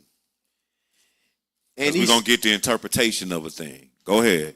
And he said, Behold, I will make thee know what shall be in the last end of the indignation. For at the time appointed to the end shall be. Yeah. The ram which thou sawest having two horns are the kings of Media and Persia. Uh-huh. And the rough goat is the king of Grecia. And the great horn that is between his eyes is the first king. I had upstairs when I was working, I had pulled up one map, and one picture, and it gave you all of this. Meaning it gave you Daniel chapter 2 picture, Daniel chapter 7, Daniel chapter 8. I'm going to try to see if I can pull it back up again. It gave it all to you on one diagram. I was trying to see how to print it. That's what I was really upstairs trying to do. So I could have just gave y'all all of that. But I still might print some of them. But the computers was acting so slow. But at the end of the day, now we about to get the interpretation of Daniel chapter 8 to see all of this. So he said, what verse were you at? Just finished 21. And the rough goat is the king of Grecia. And the great horn that is between his eyes is the first king. Verse 22. Now that being broken, whereas four stood up for it, 4 kingdoms shall stand up out of the nation, but not in his power.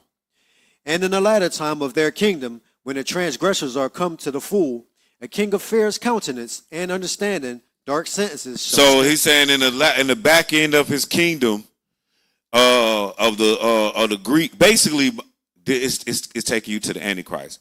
Verse 23, and in the latter end of the latter time of their kingdom, when the transgressions are come to the full, a king of fierce countenance and understanding dark sentences shall stand up, and his power shall be mighty. It's that Antichrist again, but not of his own power. He should destroy wonderfully and shall prosper and practice and destroy the mighty and the holy people. Verse 25. And through his policy also he shall cause craft to prosper in his hand, and he shall magnify himself in his heart, and by peace shall destroy many. He shall also stand up against the prince of princes, but he shall be broken without hand. Yep. And the vision of the evening and the morning which was told is true. Wherefore shut thou up the vision, for it shall be for many days. All right, so again, so all it did was it walked you from the Medes and the Persians to the Greeks. It didn't really skip the Romans, because really Rome spun from the Greeks when you understand history. So Rome came from the Greeks. That's why, like, when you read the Bible sometime and Paul get to talking, he'd be like, whether you Greek or barbarian. But it's all these, this is all Romans he talking about, because it's all the same people. When Rome came and took over, Rome let you stay where you was at, really, and they just took over and made you pay taxes. So the Greeks was really the dominant people anyway of the land, of the Roman lands. So from all of that, though, he's saying, hey, this Antichrist came from that. And what did we see again? Verse 23 through 26, it was like, he had skills. And who do we see beat him? The Prince of Prince. But he shall be broken without hands. That's who broken without hands, the Prince of Prince, Jesus. So again, we see in the common denominators, it taking you to the end. You got the same person that's kicking butt. And you seeing when you look at the Pope or the Antichrist, it's the same things, or the man of sin, or son of perdition, or this king who understand all this weird science. Like, we're seeing the same things throughout these scriptures. Now, let's go to Revelation chapter 6. We're going down the hill now, y'all. We've been climbing, now we're going down. Going down should be easy. Revelation chapter 6. Revelation chapter 6. And let's pick this up at verse 1. Yep. Revelation 6, 1 through 8. And I saw when the Lamb opened one of the seals, and I heard, as it were, the noise of the thunder. One of the 4 beasts saying, Come and see. And I saw, and behold, a white horse, and he that sat on him had a bow, and a crown was given unto him, and he went forth conquering and to conquer. And when he had opened the second seal, I heard the second beast say, Come and see. So we see it in Revelation 6. John, he looking at these the seals get open, and he's like, yo, I seen the king. Like he said, I seen somebody conquering and went forth to conquer. What are you going to do now? Second seal. Go ahead. And there went out another horse that was red, and power was given to him that sat thereon to take peace from the earth, and that they should kill one another. And there was given unto him a great sword. Quiet as cat. We literally just saw that in Daniel chapter 8. I think he's like, he gonna come in peace, but really he ain't got no peace. It said in Daniel, in the latter time the king should come, understand the dark practice, let me see, and through his policy also he should cause prosper, and he should magnify himself, stand against the Prince of Peace, but he should be broken. I know we just read it. That's okay. Keep reading, because we're still looking at the Antichrist. And he just giving you the details of when the Antichrist come in the end. That's what these seals are. But go ahead. And when he had opened the third seal, I heard the third beast say, Come and see. And I beheld, and lo, a black horse, and he that sat on him had a pair of balances in his hand. And I heard a voice in the midst of the four beasts say, A measure of wheat for a penny. So this guy, he going to have control, a measure of wheat for a penny. He going to have control of your food. But we saw that already, that you had to take his mark. If you don't take his mark, you ain't going to be able to buy or sell. So now we seeing, hey, he going to have control of the food. Go ahead. And 3 measures of barley for a penny. And see thou heard not the oil and the wine. Go ahead, keep reading. And when he had opened the fourth seal, I heard the voice of the fourth beast say, Come and see. And I looked, and behold, a pale horse, and his name that sat on him was Death, and hell followed with him. And power was given unto him over the fourth part of the earth, to kill with the sword, and with hunger, and with death, and with the beasts of the earth. Right. So again, Revelation chapter 6, what this is, we look at the first 4 seals, and the first 4 seals are the introduction of the Antichrist. So like that, like those who take notes, that's what you could, like in my notes, I have the first 4 seals, Antichrist. So this is him, what he gonna do, all of that. Like in my notes, I and it's funny because I realized when I was putting this together, I was like, dang, I'm taking notes like when I listen to the lesson. Meaning like when I listened to the lesson, like for the first time and sat down and took notes, I had to write them in a notebook. I didn't have this paper like y'all get. And I'm literally writing it out and I'm going through it. I'm like, yo, why does it look like I'm replicating what I did and sitting there learning this for the first time. So like, I give you an example. In Daniel chapter 2, going up on our page, 30 through 45, my notes say from Babylon to the EU to Christ. Daniel chapter 11, 36 through 45, this king is the abomination. Daniel 12, 1 through 4, I wrote the end. Revelation 13, 11 through 18, the other beast. The mark of the beast. That's what I wrote. Then we got the vicar of Christ. Then I wrote for Daniel 7, the Babylonian dynasty, the 4 beasts or 4 kingdoms. And then we was really supposed to go and investigate them all. So in my notes, I got Babylon, Medo-Persian, Greek, Rome. Then Daniel 11, it shows from the Medo-Persian. Daniel 8, it shows from the Medo-Persian to the Antichrist. Now in Revelation 6, the first 4 seals, the Antichrist. Revelation 17, verse 1 through 18, Babylon the Great. Let's go get it, y'all. That's where we're going next. Revelation chapter 17.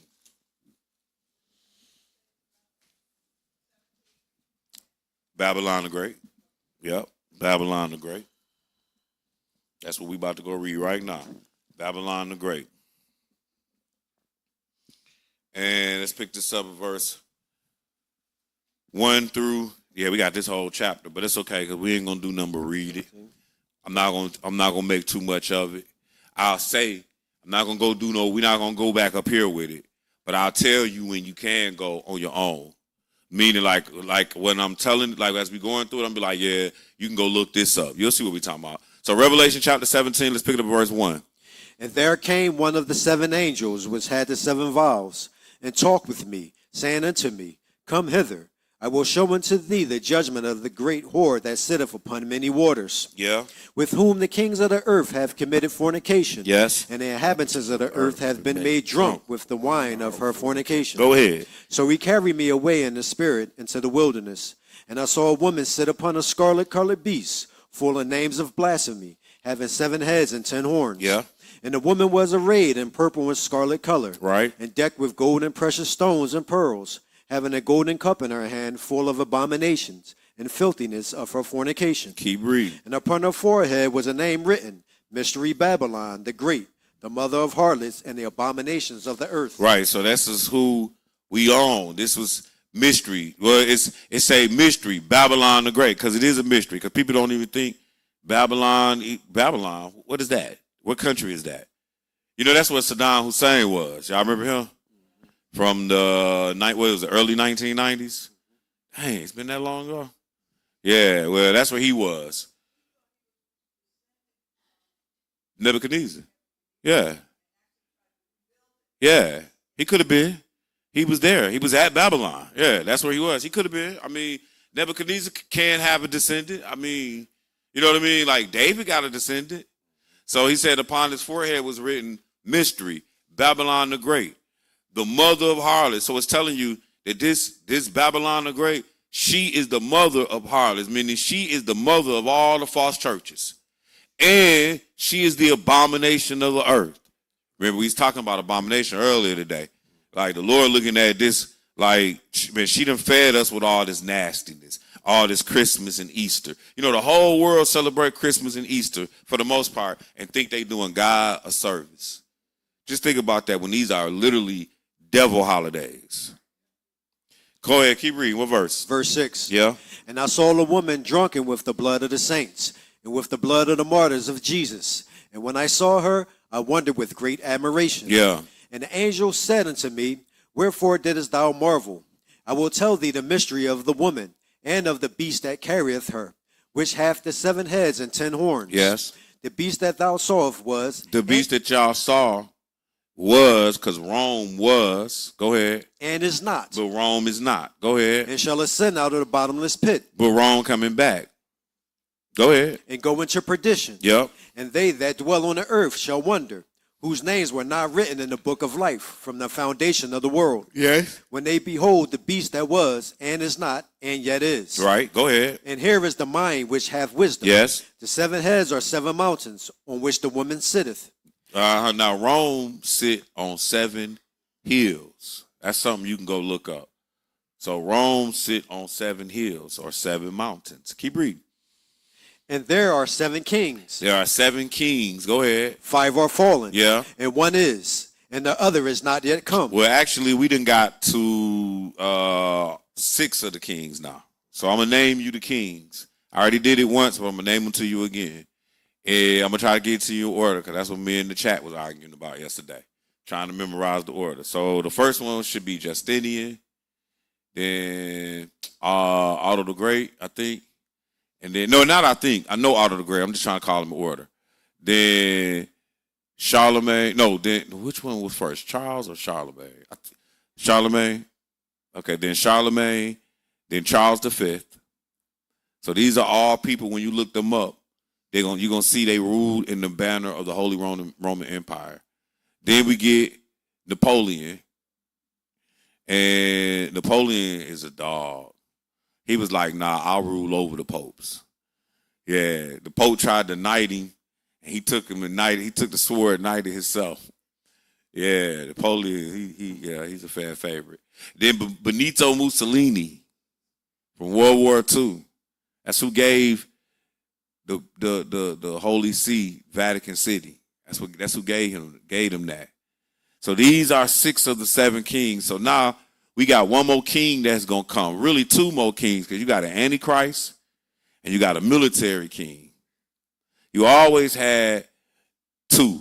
It was always like a military. That's why I just told you about Napoleon, because, you know, he was about to be knighted by the Pope, and he was like, nah, I got this.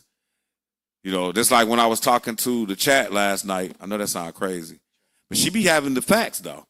So we chopping it up about the Crusades and, you know, what popes was ruling and what kings was ruling. Like King, I think it said King Henry, King. I'm just going off my head, but that's what you want to know. Like you want to know, like when I say what you want to know, the two things you want to know is who's the pope, who's the king. And if it's a powerful king, the pope gonna be weak. If it's a powerful pope like Innocent, then the king gonna be weak. All right. It usually ain't both of them strong. All right. So anyway, so that's something you can look up. So verse 9, and here is the mind which have wisdom. The 7 heads are 7 mountains on which the woman sitteth, and there are 7 kings. 5 are fallen, 1 is, and another is not yet come. And when he cometh, he must continue but a short space. Verse 11. And the beast that was and is not, even he is the 8th, and is of the 7, and goeth into perdition. So when you look at verse 11, all he really telling you is it's 7 kings and 1 pope. That's really what it's telling you. Go ahead, verse 12. And the 10 horns which thou sawest, the 10 horns which you saw is equivalent to the iron told mixed with clay. Go ahead. are 10 kings, which have received no kingdom as yet. Right, because they won't get their kingdom until we get to the end. In the end, you know who they'll be? They'll be the European Union. They'll be the UN. They'll be whatever of Europe that's unified. And you might say, well, right now, it's like 13, 14 countries in the EU. It don't matter, man. As long as it don't drop under 10. Because 10 is what the Lord count. So you might have a country, you know, the Lord ain't even looking at like, man, you ain't no country. You know what I'm saying? You just a dot on this map. The real country is France. But at the end of the day, he's saying it's going to be, and the 10 horns which thou sawest are 10 kings, which have received no kingdom yet, but receive power as kings 1 hour with the beast. Go ahead. These have one mind, and shall give their power and strength unto the beast. These shall make war with the Lamb, and the Lamb shall overcome them. For he is Lord of lords and King of kings. Right. And they that are with him. So notice again, they're going to make war with the Lamb, with Jesus. So everything we done did today, what kept this continuity about it was it always took us to the end. Like, regardless of what, when you go back over this, each one you're going to get to, Daniel 11, Daniel 12, 13, Revelation 13, Daniel 7, Daniel 8, all of it, you're going to see, we going to the end. That's how I know we're on the same subject over and over. All right? Keep going. What verse? Into 14. Yep. And they that are with him are called and chosen and faithful. And he said unto me, the waters which thou sawest, where the whore sitteth, are peoples and multitudes and nations and tongues. Yes. And the 10 horns which thou sawest upon the beast, these shall hate the whore, and shall make her desolate and naked, and shall eat her flesh. See, understand something. So the state gonna still hate the religion. So even in the end, when the Antichrist is taking all power, who you taking the power from? You taking the power from the states. When I say the states, I just mean the governments, the countries. Like, that's what they are called, the states. Like, I don't know if you realize, but France is a state. Germany is a state. That's what the United States is a state. So I just need you that's a term, but and the reason I like to use it is so that you can understand that when they made us the United States, it's like these other states are looking from afar, divided states. So it's like when I say divided states, like German, Spain, Britain, Switzerland, all them, Italy, they divided states. We the United States. I just want you to understand. So they made us, and it's like, okay, this is what we're trying to be. So what they had to do is make different treaties, like the Treaty of Rome. Is one for the Cold Treaty, COAL, like the different treaties that happened in the early 1900s. These treaties are what started to unify Europe as they was watching us be unified, the country they created.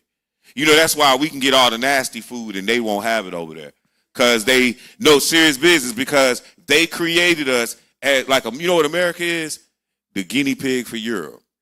To let the Europeans know what do and don't work. Who you think here? The Dutch, the Irish, the Italians. You get what I'm saying? Like, again, they made this country. We are their children. It's like you done sent your kids off to college and they done went and bought them a house now. And that house is America. All right? So when you look, and the reason I'm telling you all this is because people be like, where's the United States in all of this? Bro, the United States is a part of the divided states. They created us. All right? Even our companies here. I remember long ago I was working for Verizon Wireless when it actually became Verizon Wireless. So I think up here it was GTE, or maybe it was a bit. It was what? I was just about to get there, or it was a Bell company. Like that's what Verizon is. GTE and the Bell companies and AirTouch. That's what Verizon Wireless is. And they merged and created Verizon because it was like vertical and horizon. So they mixed that together. Yeah. Well, I mean, yeah, but the point I'm getting at, so y'all will know, is that the reality is Verizon is a name that was created in America.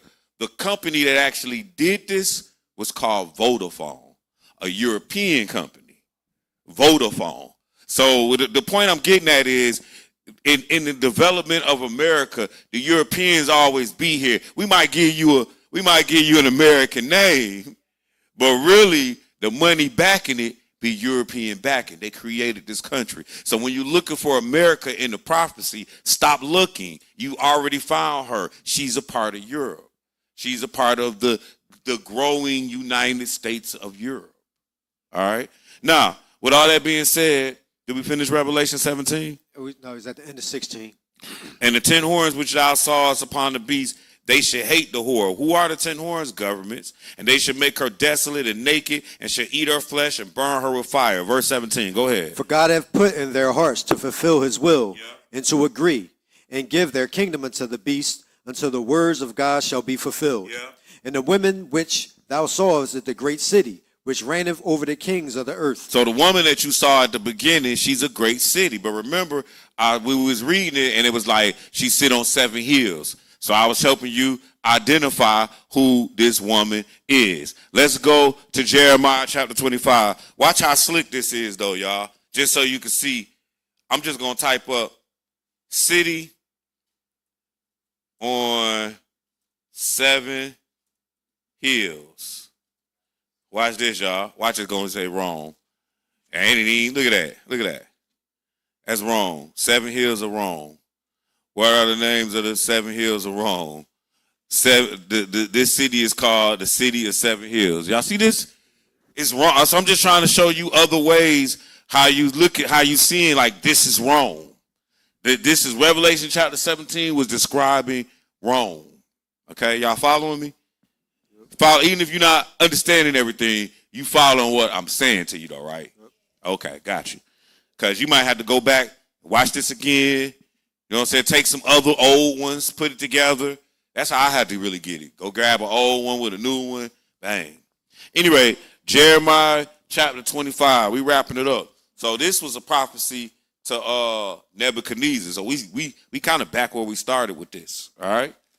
Jeremiah 25. Let's pick it up 5 through 15. When you get there, go ahead, read. They said, turn ye again, now every one from his evil way, and from the evil of your doings, and dwell in the land that the Lord hath given unto you and to your fathers forever and ever. And go not after other gods to serve them, and to worship them, and to provoke me not to anger with the works of your hands, and I will do you no hurt. Keep reading. Yet ye have not hearkened unto me, saith the Lord, that ye might provoke me to anger. He's talking to Israel right here. Go ahead. That you may provoke me to anger with the works of your hands to your own heart. Go ahead. To your own hurt. Therefore, thus saith the Lord of hosts, because you have not heard my words, behold, I will send and take all the families of the north, saith the Lord, and Nebuchadnezzar, the king of Babylon, my servant, and will bring them against. Told y'all Nebuchadnezzar was called a servant, but go ahead. And will bring them against this land. Bring them against Jerusalem. Go ahead. And against the inhabitants thereof, and against all these nations round about, and will utterly destroy them, and make them an astonishment and a hissing and perpetual desolations. Moreover, I will take from them the voice of mirth, and the voice of gladness, the voice of the bridegroom, and the voice of the bride, the sound of the millstones, and the light of the candle. Go ahead. And this whole land shall be a desolation and an astonishment. Talking about Jerusalem. Go ahead. And these nations shall serve the king of Babylon 70 years. So notice what it just said. And these nations was going to serve the king of Babylon. Keep reading. And it shall come to pass, when 70 years are accomplished, that I will punish the king of Babylon and that nation, saith the Lord, for their iniquity in the land of the Chaldeans, and will make it perpetual desolations. And I will bring upon the land all my words which I have pronounced against it. Talking about Israel. Even all that is written in this book, which Jeremiah hath prophesied against all the nations. Watch this, y'all. For many nations and great kings shall serve themselves of them also. Oh, so many nations and great kings gonna serve who? Serve Babylon. Go ahead. And I will recompense them according to their deeds and according to the works of their own That's hands. why we reading this, to show you that many nations was gonna serve Babylon. But really, when you look at it back in the day, the original Babylon, the only nation that we could really say served Babylon was Israel, maybe Egypt, like just a little, a couple of nations. No, because the Babylon, remember, we was just in Revelation, and it said mystery, Babylon the Great, the mother of harlots. Like, what that mean? Like, what you mean mystery? What's the mystery? The mystery is y'all don't know nothing about her. Right. You know what I'm saying? The mother of harlots. Who mama is she? She the mama of all these false churches. Like, and the abominations of the earth. What you mean? She done put out all the abominations, like Easter, like Halloween, like Christmas. Like souls going up to heaven and putting nickels or quarters on your face when you die, so you could pay the toll to get over the bridge, to all this stupid stuff, purgatory, all that dumb stuff. Anyway, what verse were we at? Go ahead, keep rocking. But thus saith the Lord God of Israel unto me, take the wine cup of this fury at my hand, and cause all the nations to whom I send thee to drink it. All right, that's good, I think. Yeah, that's all right. Let's go to Jeremiah 51. Yep, Jeremiah 51, verse 1 through 8. Jeremiah 51. I'm telling y'all, and I'm gonna tell you this again to reiterate. This one of them lessons you got to do a couple times. Like, you got to go over the information a couple times. You got to get to your quiet place, your cool place, and be like, all right, let me look some of this stuff up. And then you ain't got to eat all of it at once. Like, it's the way it's pieced together anyway. Like, do the first couple. And you know what I'm saying? Like, don't try to redo the whole thing all over if you really want to get this. It's not hard though, I promise you. Very easy. It just take a lot of repetition, and it take a lot of you like digging. See, in my head, I done dug it so deep. Like, I know every corner of the room. You know what I'm saying? And that's kind of how you just gotta keep digging. You gotta go learn these governments, like learn the big four, which was, what's the big four, y'all? Very good, very good. You know what I'm saying? Like that's the four, and even like history. Y'all know the way we celebrate Christmas actually come from the Medo-Persian Empire. It comes from the worship of Mithra. The way we celebrate Christmas.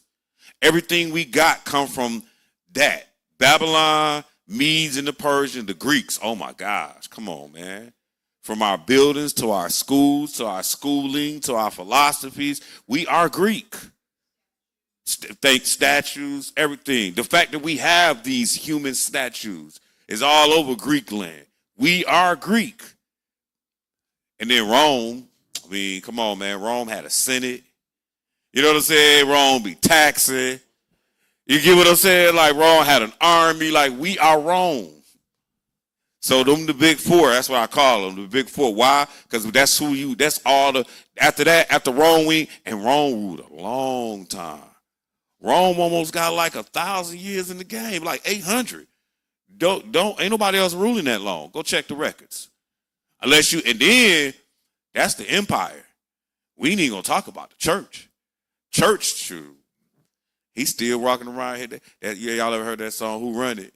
That's the church song right there. They in their back room bobbing their head. Who run it? Because they run this whole joint. They run it all. Like Pope he go places, they make that man a throne. Like, just all you gotta do is just Google this stuff, man. It's right there. It's hidden in plain sight, man. But my people are destroyed. for lack of knowledge. Anyway, Jeremiah, what, 51? 51. All right, 1 through 8. Rock with us.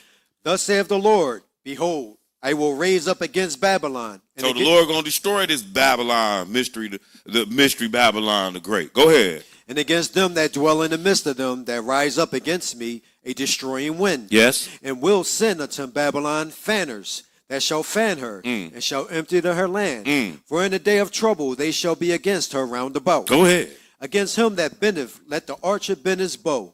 And against him that lifteth himself up in his brigadine, and spare ye not her young men. Destroy ye utterly all her host. Thus the slain shall fall in the land of the Chaldeans, and they that are thrust through in her streets. For Israel hath not been forsaken, nor Judah of his God, of the Lord of hosts, though their land was filled with sin against the Holy One of Israel. Flee out of the midst of Babylon, and deliver every man his soul. He wasn't talking to them back then to flee out of the midst of Babylon, because if you read this book of Jeremiah, he told them, seek the peace of the land. Go down there, have children, live a good life. Pray for the land even. No, he talking about flee up out this Babylon. He said, flee out of the midst of Babylon, deliver every man his soul. Be not cut off in her iniquity. For this is the time of the Lord's vengeance. He will render unto her recompense. Go ahead. Babylon hath been a golden cup in the Lord's hand, that made all the earth drunken. The nations have drunken of her wine. Therefore the nations are mad. Babylon is suddenly fallen and destroyed. Howl for her. Take balm for her pain. And if so, she may be healed. All right, that's good.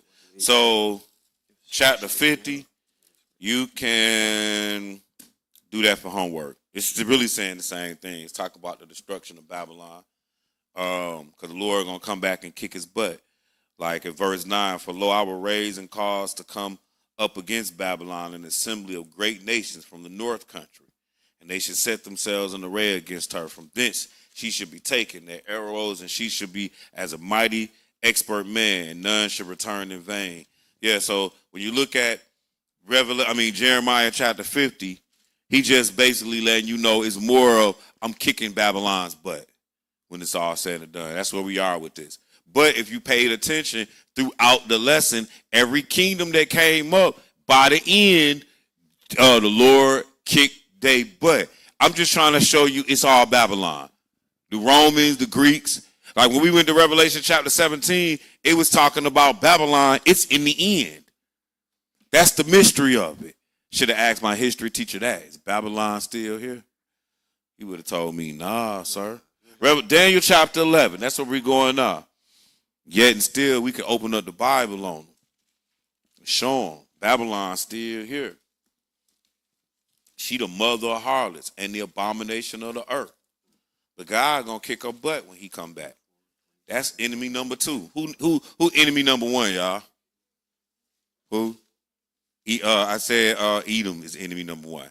When the Lord come back, he gonna beat the crap out of Edom. Yeah, Esau, the so-called Jew. That's enemy number 1. But enemy number 2 is Babylon. Really, enemy number 1 is death, but that's another story. You know what I'm saying? But just saying, because that's the first enemy on the table was death. But he didn't already beat up death. He beat up death when? When did Jesus beat death, y'all? What you said, sis? And you said at the resurrection? Good answer. That is when he beat death. Not just when he died, but at the resurrection. I know one of these days I'm going to come in here with some little treats and surprises for people get answers right. Yeah, that sounds like a good idea. Maybe y'all pay more attention. They going to all have pens. I'm going to get a whole bunch of pens with JD name on it. I'm just playing. She looked like, what kind of gift is that? That is funny. All right, y'all. Let's go to Daniel chapter 11. So we've been here before, but what we never did was address the abomination of desolation spoken of by Daniel the prophet. I danced around it so that when we got back to it, it wouldn't be complicated. So let's go to Daniel chapter 11. We've been here already. Give me verse 24. He shall enter peaceably, even unto the fattest places of the province. And he shall do that which his fathers have not done, nor his fathers' fathers. He shall scatter among them the prey. So we still talking about this Antichrist, and he said he going to enter in peaceably even upon the fattest places of the province. And he should do that which his fathers have not done, nor of them they pray, and spoil and riches, yea, and he shall forecast his device against the strongholds, even for a time. Now let's jump down, verse 27. And both these kings' hearts shall be to do mischief, and they shall speak lies at one table, but it shall not prosper, for yet the end shall be at the time appointed. Verse 31 now. So here go what Jesus was referring to. Go ahead. And arms shall stand on his part. So arms, like y'all know what arms are, right? Armies. Like, have y'all ever heard of the term arms race? The arms race is not where we like doing handstands running down the street. An arms race is a race on who can get the military goods, who can get guns. So when they say arms is going, like who gonna get the most, who can get them the quickest or whatnot. And so when he says, and arms shall stand on his part, because he a church, but now he gonna have a military. And arms shall stand on his part. Go ahead.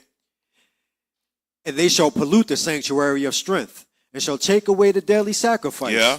And they shall place the abomination that make desolate. See, that's what they gonna place them. Place them where? We're gonna see where in a minute. Go ahead. And such as do wickedly against the covenant shall he corrupt by flatteries. But the people that do know their God shall be strong and do exploits. Yeah, so what he's saying is in this time period that the Antichrist is running around here with the military, is going to be people who know their God, like you, who going to be like, nah, don't let him deceive you. I know he got power to make a statue walk and talk, and he doing all kind of weird stuff, but he ain't God. He ain't least bit part of the God. And if you take that mark, but he feeding us. If you take that mark, you going to hell. So look, come with me. It's going to be people out here that's doing that. All right. So he said, and they that understand among the people shall instruct many, yet they shall even fall by the sword, and by flame, and by captivity, and by spoil many days. And we're going to bear witness to that when we get to Revelation chapter 11. And they shall, verse 34, and now they shall fall, and they shall be hoping with a little help, but many of them shall cleave to them with flattery. And some of them of understanding shall fall, to try them, to purge them, and to make them white even to the time of the end, because it is not yet appointed. So again, notice though how it took you to the end again, right? Mm-hmm. Hello? Yes. Yep. Okay, just checking, man. I know y'all tired. We almost done. Man, we at the end. Revelation chapter 11. Y'all were a great audience. Y'all did great. Y'all sat through all of Brother Stan's lesson, and then half of y'all sat through my lesson. Great job. Way to end y'all Sabbath. And guess what? It's getting dark a little earlier now. Y'all notice that? Like, it seemed like just overnight. It's just like, it seemed like a couple of weeks ago, it was like almost 10 o'clock. And it's like, nah, it's like, dang, we going to make it to 8? It's going to be, exactly. So, yeah, so we at the end of the Sabbath. So after we done with this, we can eat. And we may not even have to we might not even stream Bible study. We might just be in-house with it. You know what I'm saying? Oh, y'all notice that too. And guess what else, though? Guess what else? The season early, though. Like, we about to do tabernacles, trumpets, all that earlier than we accustomed to doing. And if you notice when you're looking outside, it's like, and wait till, see, my birthday at the end of the month. I've been noticing this for years. As soon as my birthday over with, it's like it be over with. It's like the summer is gone now, and we are into the fall, you know. So anyway, let's wrap this up, though. Revelation chapter 11, and let's pick it up at verse 1, and we are going to go back to our maps, sort of. Yeah, so go ahead when you get there.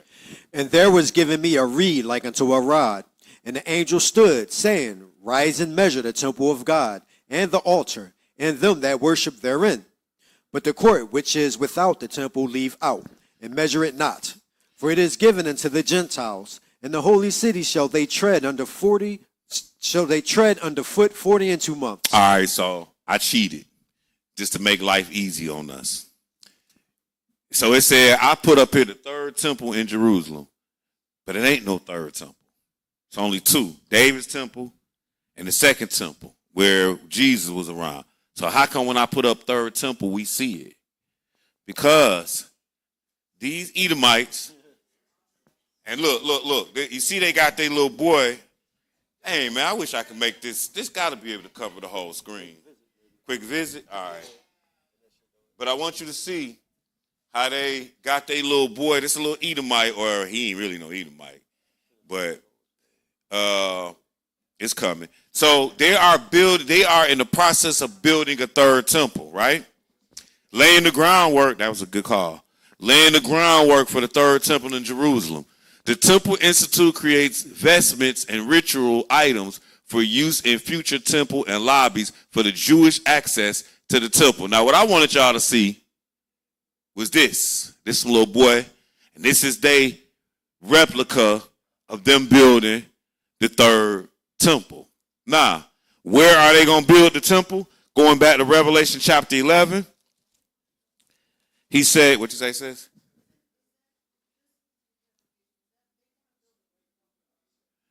Yes. So, Sister Sharice, who be acting like she don't know nothing, she is teaching the lesson today. And as she's teaching, she said they want to build the temple where the Dome of the Rock is. Why do they want to build it where the Dome of the Rock is? Because that's where the original temple was. But notice what we're reading in Revelation and what was said. He said, and there was given me a reed like a rod, and the angel stood saying, rise and measure the temple of God. So measure where the Dome of the Rock is, and the altar of them that worship therein. But leave the court which is without the temple, leave it out. Don't measure it, for it is given to the Gentile. So what he's saying is the temple of God, where that is, you can't build nothing there. I'm going to make sure, because these Arabs is crazy. They wild men. They will blow up this planet first before they let you take that piece of land. So meantime, Gentiles, we understand what we defeated in this land. So we'll just be like, you know what? Y'all keep that. We already been lying to them, telling them the well of the wall was from back in the day. We'll just tell them this land it's the outside part of the temple, but we going to use it. So they're going to build this not where the temple actually was, but outside the court of where the temple was. Basically right next door. And we saw some pictures. I don't know if they're going to let us get to the pictures going here. We saw a couple. Man. I'm fussing Ira. He got to get my Promethean board working. Because we should be able to just bang, bang, bang. And his computer is so slow today. He getting work, though. I know that. But yeah, he just beat up.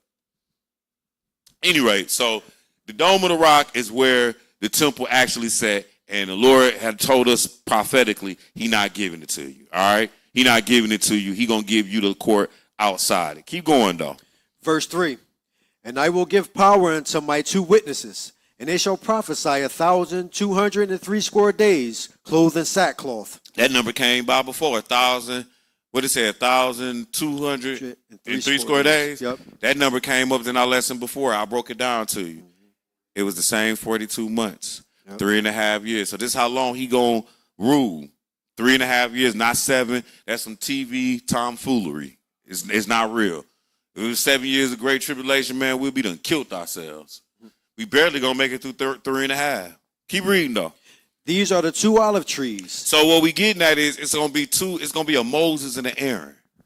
That's what I like to call them, a Moses and an Aaron. 2 olive trees that's gonna counter the Antichrist. Keep reading.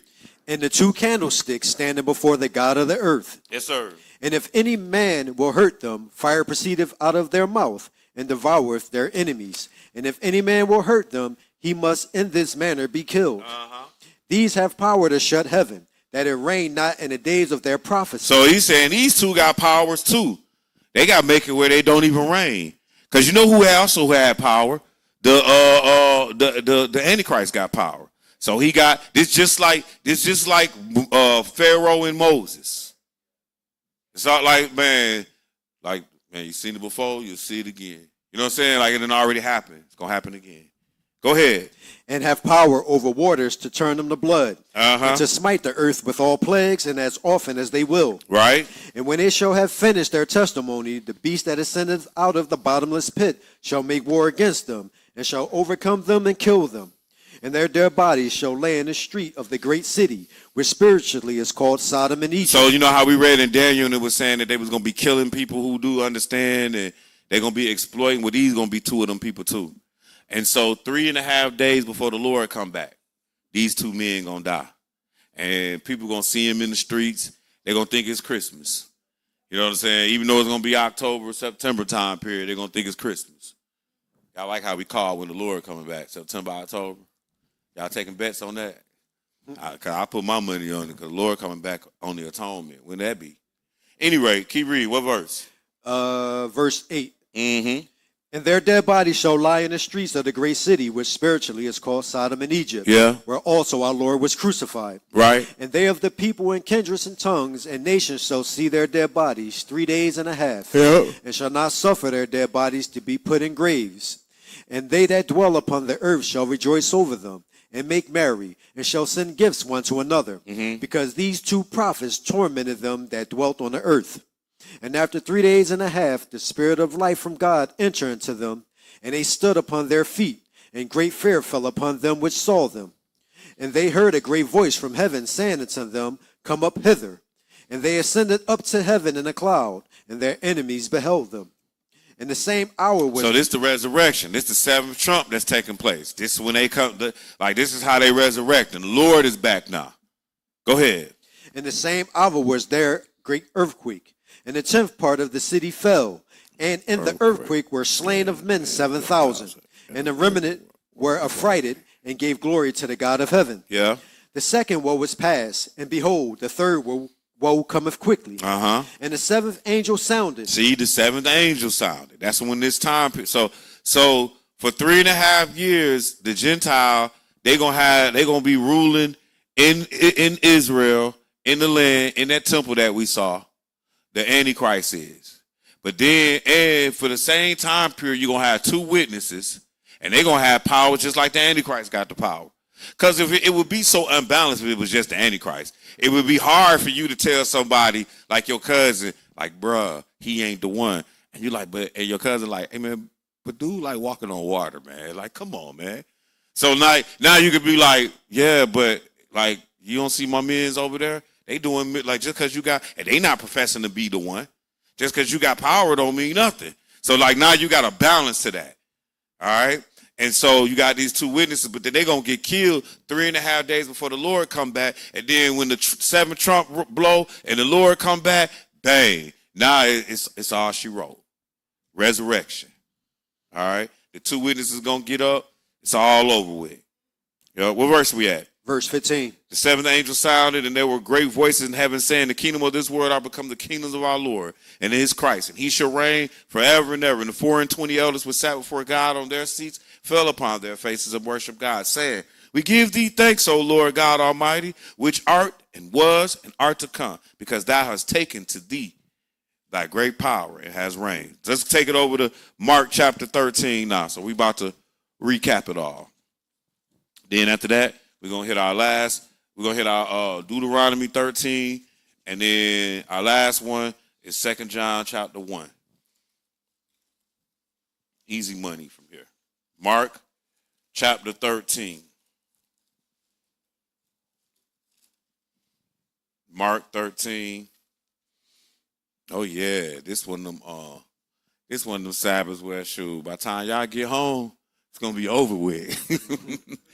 You gonna sit up here, eat, socialize for a minute, the next thing you know, you're gonna be like, hey, it's dark out already, huh?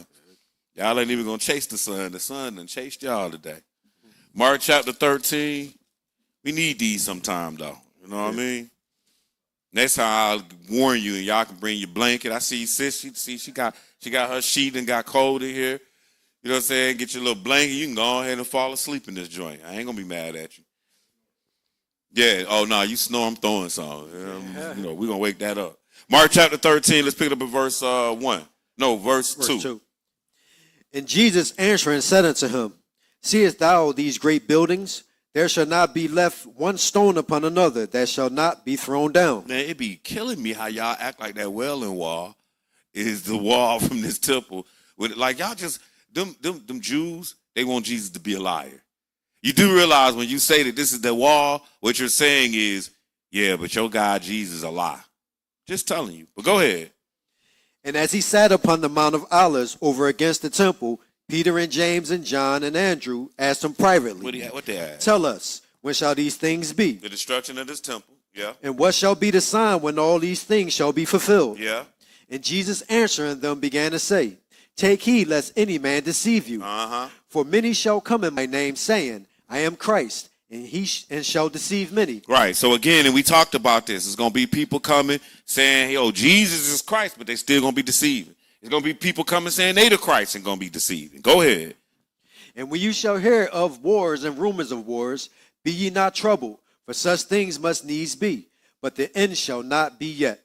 For nation shall rise against nation, and kingdom against kingdom, and there shall be earthquakes in diverse places, and there shall be famines and troubles. We saw this already. Go ahead. These are the beginnings of sorrows. But take heed to yourselves, for they shall deliver you up to councils, and in the synagogues ye shall be beaten, and ye shall be brought before rulers and kings for my sake, for a testimony against them. And the gospel must first be published among all nations. But when they shall lead you and deliver you up, take no thought beforehand what ye shall speak. Why not? Neither do you premeditate, but whatsoever shall be given you in that hour that ye speak ye. For it is not ye that speak, but the Holy Ghost. Go ahead. Now the brother shall betray the brother to death. Yes. And the father's son. And the children shall rise up against their parents, and shall cause them to be put to death. What else? And ye shall be hated of all men for my name's sake. But he that shall endure unto the end, the same shall be saved. So much for being saved now. Once saved, always saved. That's what they try to tell you in some of our modern Christian churches, but that's not true.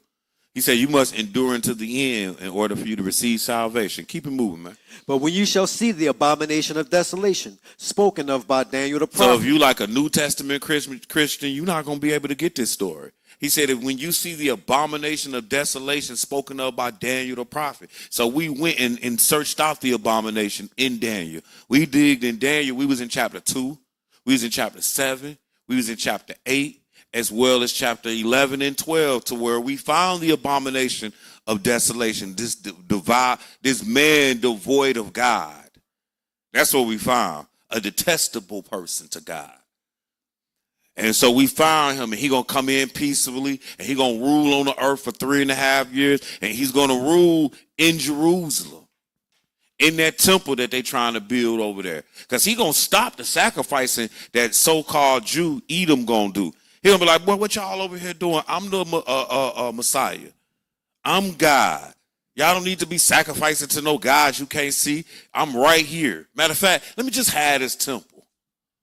That's cold because he ain't even going to build it. The Edomites building it for the Gentile. That's what you call a hostile takeover. Anyway, keep reading though.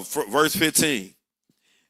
Do 14 again. Yep. But when you shall see the abomination of desolation spoken of by Daniel the prophet, standing where it ought not, let him that readeth understand. Yeah. Then let them that be in Judea flee to the mountains. Right. And let him that is on the housetop not go down into the house. Right. Neither enter therein to take anything out of his house. Keep going. And let him that is in the field not turn back again, or to take up his garment. But woe to them that are with child, and to them that give suck in those days. And pray ye that your flight be not in the winter. For in those days shall be affliction, such as was not from the beginning of the creation which God created unto this time. So basically he said this is going to be the worst time ever. Go ahead. Neither shall be. And except that the Lord has shortened those days, no flesh shall be saved. So they talking about 7 years. The Lord say 3.5. Y'all would have played with him on that 7, man. The whole planet be done killed itself. That's why we still got a little bit ways to go. Because we on the pathway to destruction, but we ain't ready to destroy ourselves like that. But go ahead. But for the elect's sake, whom he hath chosen, he hath shortened the days. Yep. And then if any man shall say to you, Lo, here is Christ, or Lo, he is there, believe him not. Right, so they saying, yo, here Christ over here, or Christ over there. Don't be buying that, because they're going to be looking for Christ during this time period. They're going to be looking for the Messiah, the Savior. Go ahead. For false Christs and false prophets shall rise. Right, because there's going to be many false Christs and false prophets. Remember, this all started up with Jesus' first statement in don't let nobody deceive you. So he's saying there's going to be many false Christs and false prophets that arise. Go ahead. And shall show signs and wonders. And they're going to have skills to do what? To seduce, if it were possible, even the elect. But take ye heed, behold, I have foretold you all things. Yes, but in those days, after the tribulation, the sun shall be darkened. Right. And the moon shall not give her light. Then we're going to get raptured off. Go ahead. And the stars of heaven shall fall. See, you don't see none of that. Nowhere here where you read. He's saying immediately, but in those days after the tribulation, the sun gonna be dark, the moon gonna be not give her light, the stars in heaven gonna fall, the powers that are in the heaven are gonna shake, and then shall we do what? See the Son of Man coming, not rapturing you, coming. Man, why do we think it's a rapture when the Lord say, "Our Father which art in heaven, hallowed be thy name, thy kingdom come"? It's so simple, man. It be hidden in plain sight, man. And we so dumb, we just look right past it. Now the kids go in there, you tell them to go look for something, and they like they can't find it, and then you turn around and go look, and it be right in your face. Yeah, like that. That's what be wrong with us. Anyway, though, keep moving. And then shall he send his angels, and shall gather together his elect from the four winds, from the uttermost parts of the earth to the uttermost parts of heaven. Brothers and sisters, that's what it is. When I say that's what it is, that's what the abomination of desolation is, what we found in Daniel chapter 7. Daniel chapter 11. But really, we found him in Daniel chapter 8 too. We build it to him. When I say we build it to him, the way we build it to him in Daniel, with using Daniel, the first place we went to Daniel was in Daniel chapter 2. How did we build to the abomination of desolation? Because what I first showed you, it started off with Babylon, then Medes and the Persians, then to the Greeks, then to Rome. Then when I say we build to, because we went to chapter 7 and we established the same thing, but we started narrowing it down. Like we started, now you got a leper with 4 heads.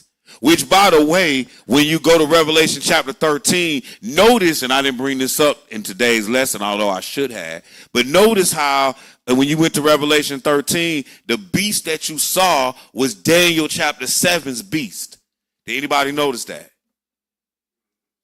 Okay, well, I'm not going to make you read it again today, but I'm going to say go back and look at when you go to Revelation 13. And when you go to when you go to Daniel chapter 7, notice that beast in Revelation 13 is the same beast of Revelation 7. It just merged together. Whereas in Daniel chapter 7, it was 4 separate beasts. You know, when it had the great and terrible beast, and then it had the we had the picture up, and it had the lion with the leper with the 4 heads, the bear with the bear. Then the bear had three something in his mouth, 3 bones in his mouth, yeah. And then so that same beast in Daniel chapter 7 was the beast was there in Revelation 13. So that's how I just went to Revelation 13 first. A lot of times we go there afterward. So all of these things are the same thing. That's why I say you want to listen to this lesson all over again. Then we finally went to Daniel chapter 11 where we went to Daniel 8, we really opened up the door for the Antichrist because he came from one of those little horns that was on the goat. I think it was on the goat that had split into 4 horns. He came from one of those little horns. And then we went to Daniel chapter 11 where we just seen him in action. Like, man, he was killing saints, all that weird stuff. We went to Revelation chapter 6 because it just testified of the same things through the 4 seals. I think that was all of it. We went to Revelation 17. That was really just saying, putting it all together. Like, you know, the Lord going to come back. He going to kick Babylon the Great, the mother of harlots. He going to kick her butt when he come back. And after that, we got into that a little bit, into Jeremiah. Then we ran it down again one more time in Mark. That was our lesson for the day. So, we done with Mark, y'all? Yeah. Oh, so let's go to Deuteronomy. Deuteronomy 13. I'll just catch it back up to everybody so you can understand what we actually did. When you when you look, and we started the lesson off in Thessalonians when it was talking about the man of sin. Like, that's what we started out, because that's what we calling them. That's what Paul was calling them. I got a new name for him, the Great Deceiver. That's a name I like for him. It's a real reason to that song too. I mean to that name too. It's actually a song. But at any rate, Deuteronomy chapter 13, verse 1 through 18. The whole chapter. Let's go. If there arise among you a prophet or a dreamer of dreams, and giveth thee a sign or a wonder, and the sign or the wonder come to pass, whereof he spake unto thee, saying, Let us go after other gods, which thou hast not known, and let us serve them. Remember, this is all about this God. The first thing Jesus said, don't let nobody deceive you. That's why we here in Deuteronomy. So you might got somebody who got some skills. That's what it say. But he say, let's go serve other gods. Don't serve them. Go ahead. Thou shalt not hearken unto the words of that prophet, Yeah. or that dreamer of dreams. Yeah. For the Lord your God proveth you to know whether ye love the Lord your God with all your heart and with all your soul. You shall walk after the Lord your God, and fear him, and keep his commandments, and obey his voice. And ye shall serve him, and cleave unto him. Go ahead. And that prophet, or that dreamer of dreams, shall be put to death, because he hath spoken to turn you away from the Lord your God, which brought you out of the land of Egypt, and redeemed you out of the house of bondage, to thrust thee out of the way which the Lord thy God commanded thee to walk in. So shalt thou put the evil away from the midst of thee. Go ahead. If thy brother, thy son of thy mother, or thy son, or thy daughter, or the wife of thy bosom, or thy friend, which is as thine own soul, entice thee secretly, saying, Let us go and serve other gods, which thou hast not known, nor thou nor thy fathers, namely of the gods of the people which are round about you, nigh unto thee, or far off from thee, from the one end of the earth even to the other end of the earth, thou shalt not consent unto him, nor hearken unto him, neither shall thy eye pity him, neither shalt thou spare, neither shalt thou conceal him. Go ahead. But thou shalt surely kill him. Thine hand shall be first upon him to put him to death, and afterwards the hand of all the people. I kind of wish I lived back then. I just want to stone somebody, man. He's like, you got to be the first to kill him, man. Go ahead. And thou shalt stone him with stones, that he die, because he hath sought to thrust thee away from the Lord thy God, which brought thee out of the land of Egypt, from the house of bondage. Mm-hmm. And all Israel shall hear and fear, and shall do no more any such wickedness as this is among you. Go ahead. If thou shalt hear say in one of thy cities, which the Lord thy God hath given thee to dwell there, saying, Certain men, the children of Belial, are gone out from among you, and have withdrawn the inhabitants of their city, saying, Let us go and serve other gods, which ye have not known. Right. Then shalt thou inquire, and make search, and ask diligently, and behold, if it be truth, and the thing certain that such abomination wrought among you. Thou shalt notice what we just did.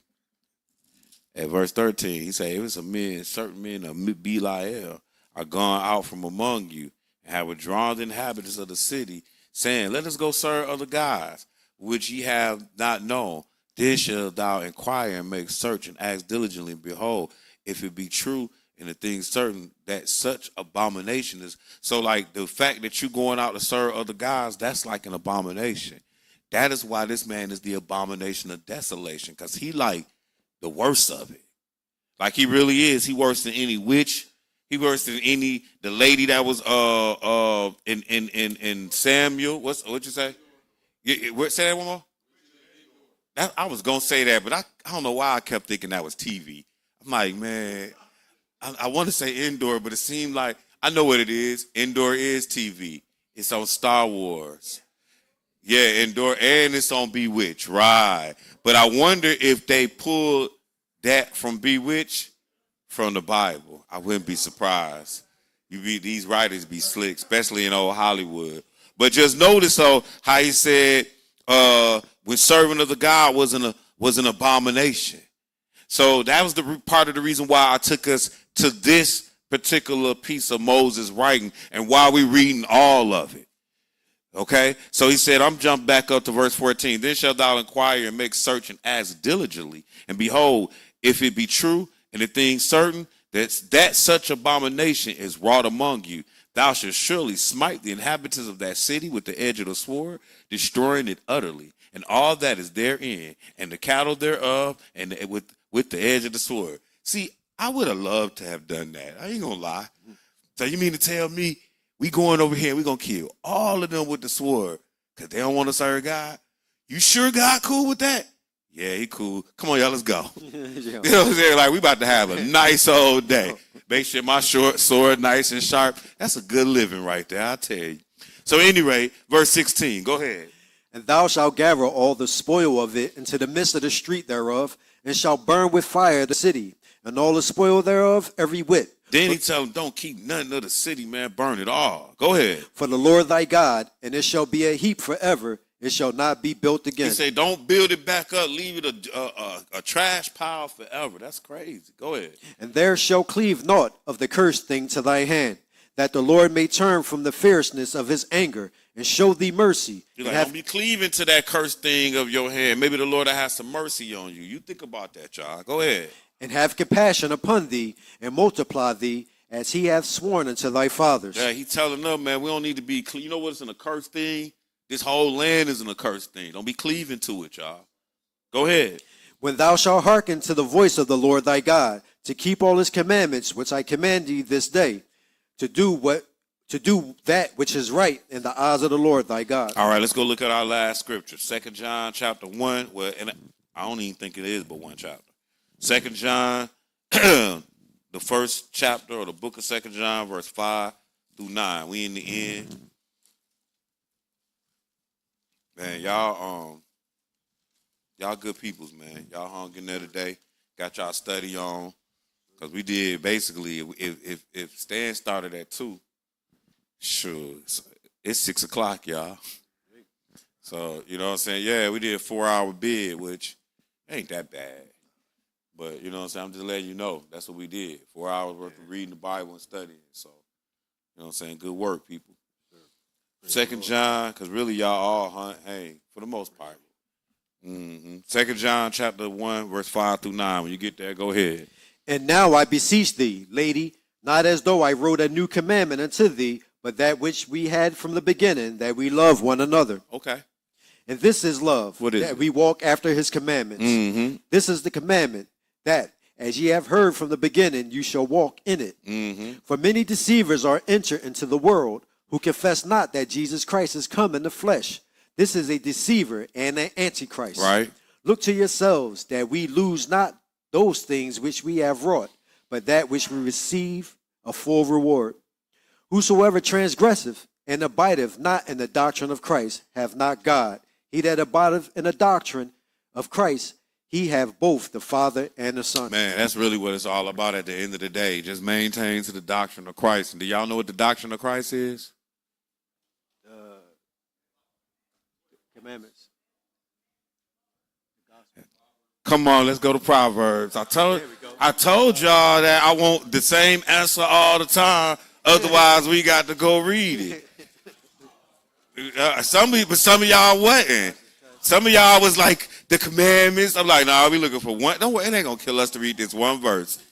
Proverbs chapter 4. What verse is it? Verse 4 and 2. Y'all gonna know. Look at it, man. They gonna put this on some of y'all headstones. I give you good doctrine, forsake ye not my law. That's the answer.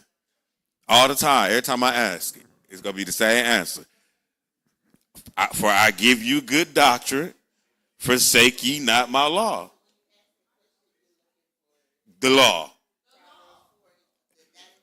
Really, I'd be looking for that whole, because I could just, for I give you good doctrine, forsake ye not my law. So when we ask, what's the doctrine? The law. I know, look at it, the law, I know it. Y'all got it. I'm glad y'all got it, man. Y'all learn. Do you realize, man, y'all know stuff. Y'all know, no, I'm serious. Y'all, like we was at that park last weekend, y'all know stuff, and the whole other end of the park had no clue. So with that being said, brothers and sisters, man, I praise the Lord to be able to stand before y'all and present the gospel. Man, I thank God for giving us understanding. I thank you because you guys hung in there with us. And I thank my reader because he did a double whammy, man. Praise the Lord. In Jesus' name. You can get the announcements. You got a mic, yo. You got one? Okay, you got it, yo. You do.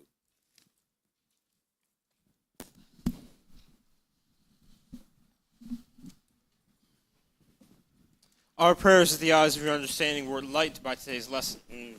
All of our lessons are available for viewing on YouTube via our website, Israel the Church of Jesus. You can also find us on Facebook, Instagram, and Rumble.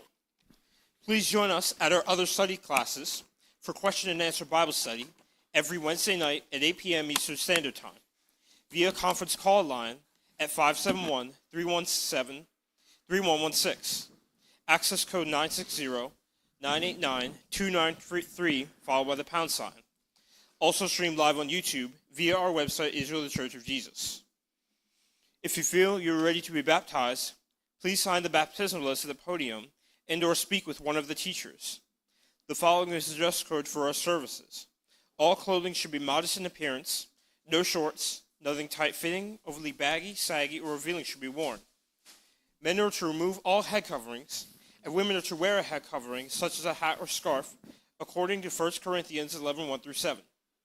If your young child becomes noisy during the lesson, distracting other members, please remove him or her to an area away from the class. Any tithes and or free will offerings should be put in an offering envelope and placed in the offering box near the podium. Pray for our strength as we pray for you. Until next Sabbath, peace. Peace. A couple things. So in regards to today, it's already 6 o'clock. So if you have questions about an hour after the lesson, I'll be here. Like, I'm not going to go nowhere. I'll either be up there or down here. But listen, we are not going to officially open up for Bible study. We're not going to do that today. You know what I'm saying? We can still deal with the questions in-house and all that. And if you go home and you want to watch some Bible study for a couple of hours, trust me, it's on throughout the land. You might catch Ira in North Carolina still, or you might catch, Ira's in Toronto. You might catch them there, or you might catch Hezzy down in North Carolina still, or please believe LA be on after dark. So by us not doing live Q&A, they're not gonna miss us. There's plenty out there. But I'm not going nowhere. I'm here. Brother Stan is up here still. Brother Chris is downstairs. I'm not leaving until it get dark. So you can get your questions answered if you got Bible questions, especially about today's lesson or anything. Okay? So we're not neglecting Bible study. It's just not a necessity. It's very late. We be done started by now. You know what I'm saying? Normally. So just put that out there. Also, I would like to first let me thank you guys. You guys did a wonderful job of putting together our annual giveaway. And when I mean y'all did a wonderful job, what'd I do? I'm trying to figure out, did I do anything? I think the only thing they use is my address. So we can have seriously, I called Elijah and was like, see, bro, they don't even need me. I want to move to Seattle. Not just playing. Nah, but serious business though. You know what I'm saying? I really did, just to commend you guys on how, you guys really did. I didn't know what to expect. And I know I didn't have a lot of involvement, and I kind of didn't want to. And the reason I said I didn't want to is because we too grown not to do this every year, and I got to do, or Mildred got to do, or the same. And I ain't said Mildred did a lot still. You know what I'm saying? But what I'm saying is we pulled that off. And I just want to thank everybody, Brother Ira and all the men, everybody. Praise the Lord. Praise the Lord. We looked good out there. We looked good. Also, oh man, did I leave our certificate? I guess I left it upstairs. I ain't mean to leave. Nah, it's in the office. Yeah, if you see it, it should be it should just be sitting in there on the table in a little folder.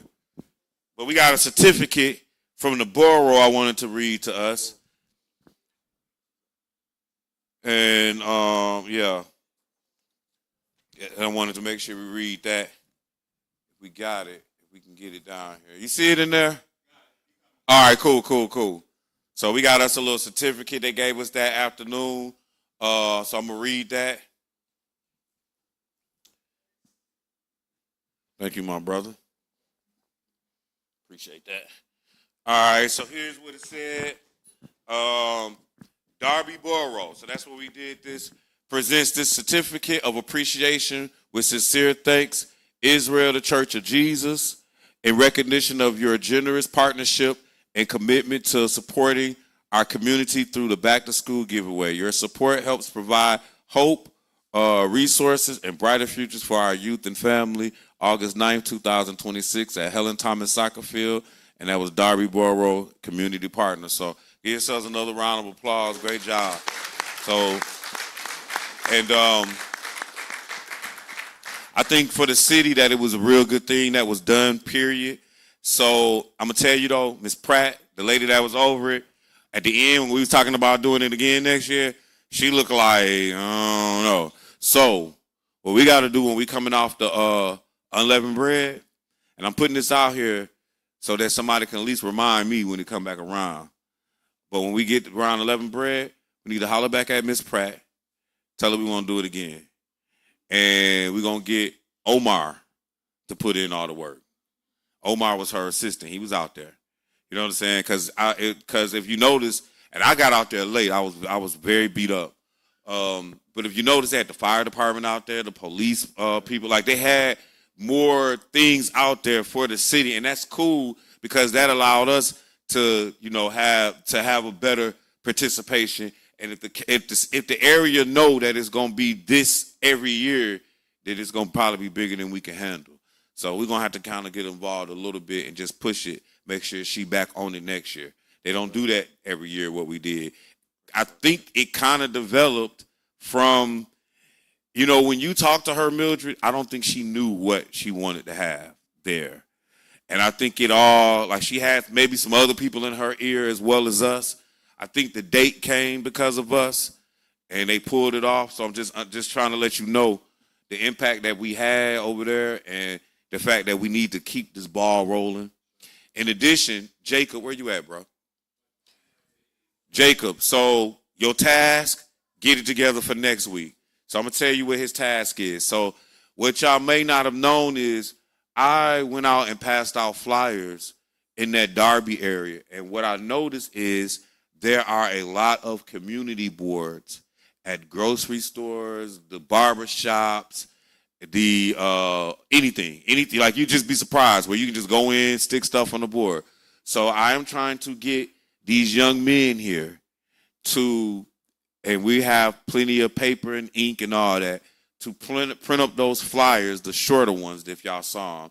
And we are going to make sure that we hit every community board on the street of Baltimore. Now, I don't know if y'all understand the street of Baltimore, so let me explain this to you. So, Jacob, you can know because Jacob kind of heading it up. I'm talking about Baltimore all the way down to University, all the way down to the hospital, the very end. That means every place that will allow you to put a flyer in there, we'll have one in there, and we're going to run it all the way down till we get to the freeway. That's how far down we going.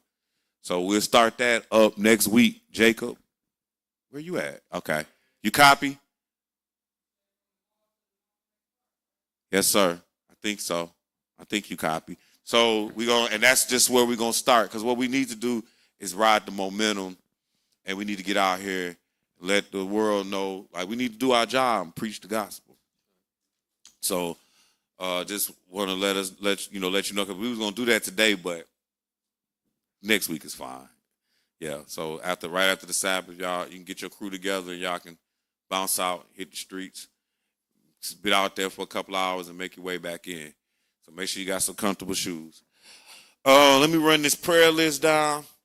Brother Bill, Sister Joyce, Bill Jr., Brother Jackson, Sister Elizabeth, always keeping Sister Mildred and Brother Earl in prayer. Sister Janelle, Sister Linda, which is Janelle's mom, keep her in prayer. Keep Shantice and Rob in prayer. Raheem, keep him in prayer, him and his son. Keep my road crew in prayer. I told y'all where they are. They're in Toronto. I ain't getting no phone calls today, so I know, right? I think I had your husband going up there, so you hear that woman, amen. So we ain't get no phone calls today, so that's a blessing. But make sure y'all pray for them. They got Dennis with them, so that should be an adventurous ride. So I think they're going to shoot back to New York and then come back down. So make sure y'all praying for them. You raise your hand.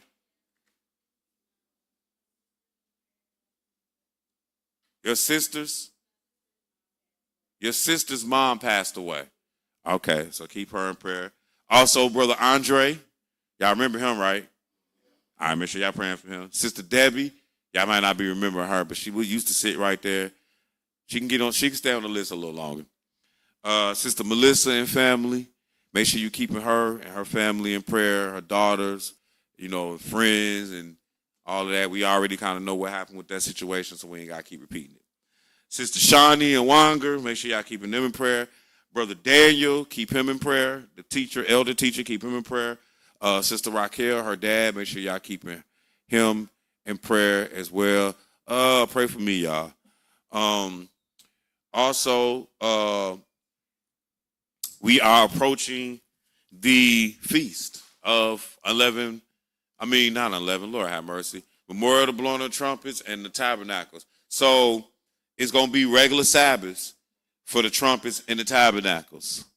And when I mean regular Sabbaths, I just mean regular Sabbath days, meaning they're Friday night to Saturday. So you don't have to take any additional days off for those unless you just want to, which is cool. You can. For the Memorial of the Blowing of the Trumpets, we'll be here like a regular Sabbath. Don't know if we're going to do 1 or 2 lessons. I have to wait to see what Elijah tells me. A lot of times he likes us to do 2. There'll be short lessons, shorter than the ones that me and Stan did today. We got Stan. I'm going to have to start telling you do 7 scriptures, dog. Your 12 is a whole lesson. I promise you, I said, yeah, can you chop your lesson down to 12 scriptures? He said, yeah. Hey, man. So he doing the lesson, and it's like about an hour in, and I'm listening. I'm like, let me see where we at. And we was like at scripture number 8. I'm like, Lord have mercy. This Jake talk just like the rest of us, man. But it's all G, though. You did an excellent job. I ain't tripping on it. I just know next time me and you go together, your count going to be 7, bro. So, yeah, but the Memorial of the Blowing of the Trumpet. So we probably will have 2 lessons. Not quite sure. Like I said, got to holler at Elijah. But the church will be providing. What do we normally provide for Memorial Blowing Trumpets? That's what we're going to be providing. Now, with that being said, bring your own meat. We got a grill. We can grill. You know what I'm saying? Like, you want to do that, get up here early and bring your own meat. That's what it'll be charcoal here. It'll be lighter fluid. It'll be somebody out there to man the grill. And you just got to bring what you want, whether it just be hot dogs or whether you want full steaks and buffalo or whatever it is, you need to bring it as far as the meat is concerned. Other than that, don't be complaining. What we usually do with the hoagies, we usually do bring our own sides too, don't we?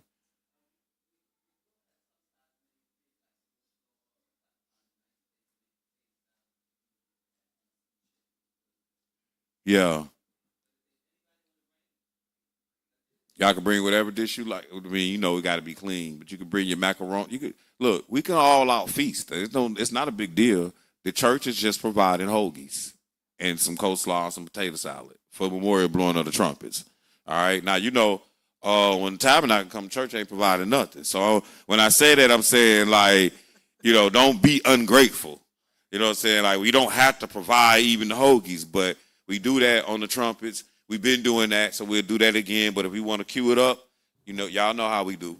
Let me see what else we got. Am I missing anything, Brother Keith? Where you at? Oh, I'm missing anything, Sister Mildred? Stan? Okay, y'all. So is there any questions, comments, concerns before we close out? I'm sorry, I can't hear you. Oh, so we just missed the monthly fast. It was last week. Elijah said, thank you for even saying that. So I talked to Elijah. You know what we ain't got yet from Gary? Calendars. You know why? Because they ain't made yet. You want to know what? When they come, we getting 2-year calendars. So it'll be 1 calendar with 2 years on it. Just an FYI. Because he was like, so just to let you know, like I told him, y'all been pressing me. And ain't just been y'all. North Carolina been pressing me. And I'm like, I know y'all ain't going to forget about me because he usually sends me all the calendars for the East Coast. So they'll get here. As soon as I get here, y'all will get there. He is aware. Keep the class out there in prayer. Y'all know they got beat with a storm. They ain't had no power last night. Looked like it was back on today, but the neighborhood is still down. Pray for your peoples out there, man.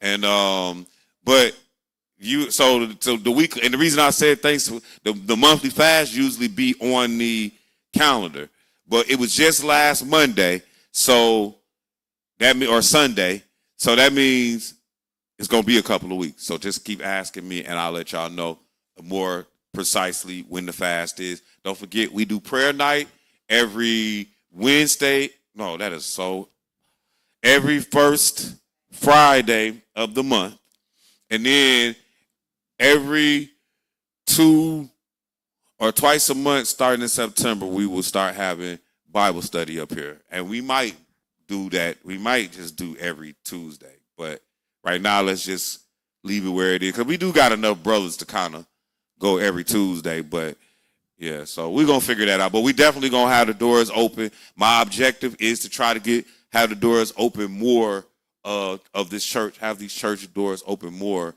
than just on the Sabbath day. We pay a nice penny to be in this building for us to look pretty in it on one day out the week. I just don't think that's why we got it. So with that being said, is there anything else, y'all? All right, y'all, let's stand and face Jerusalem, man.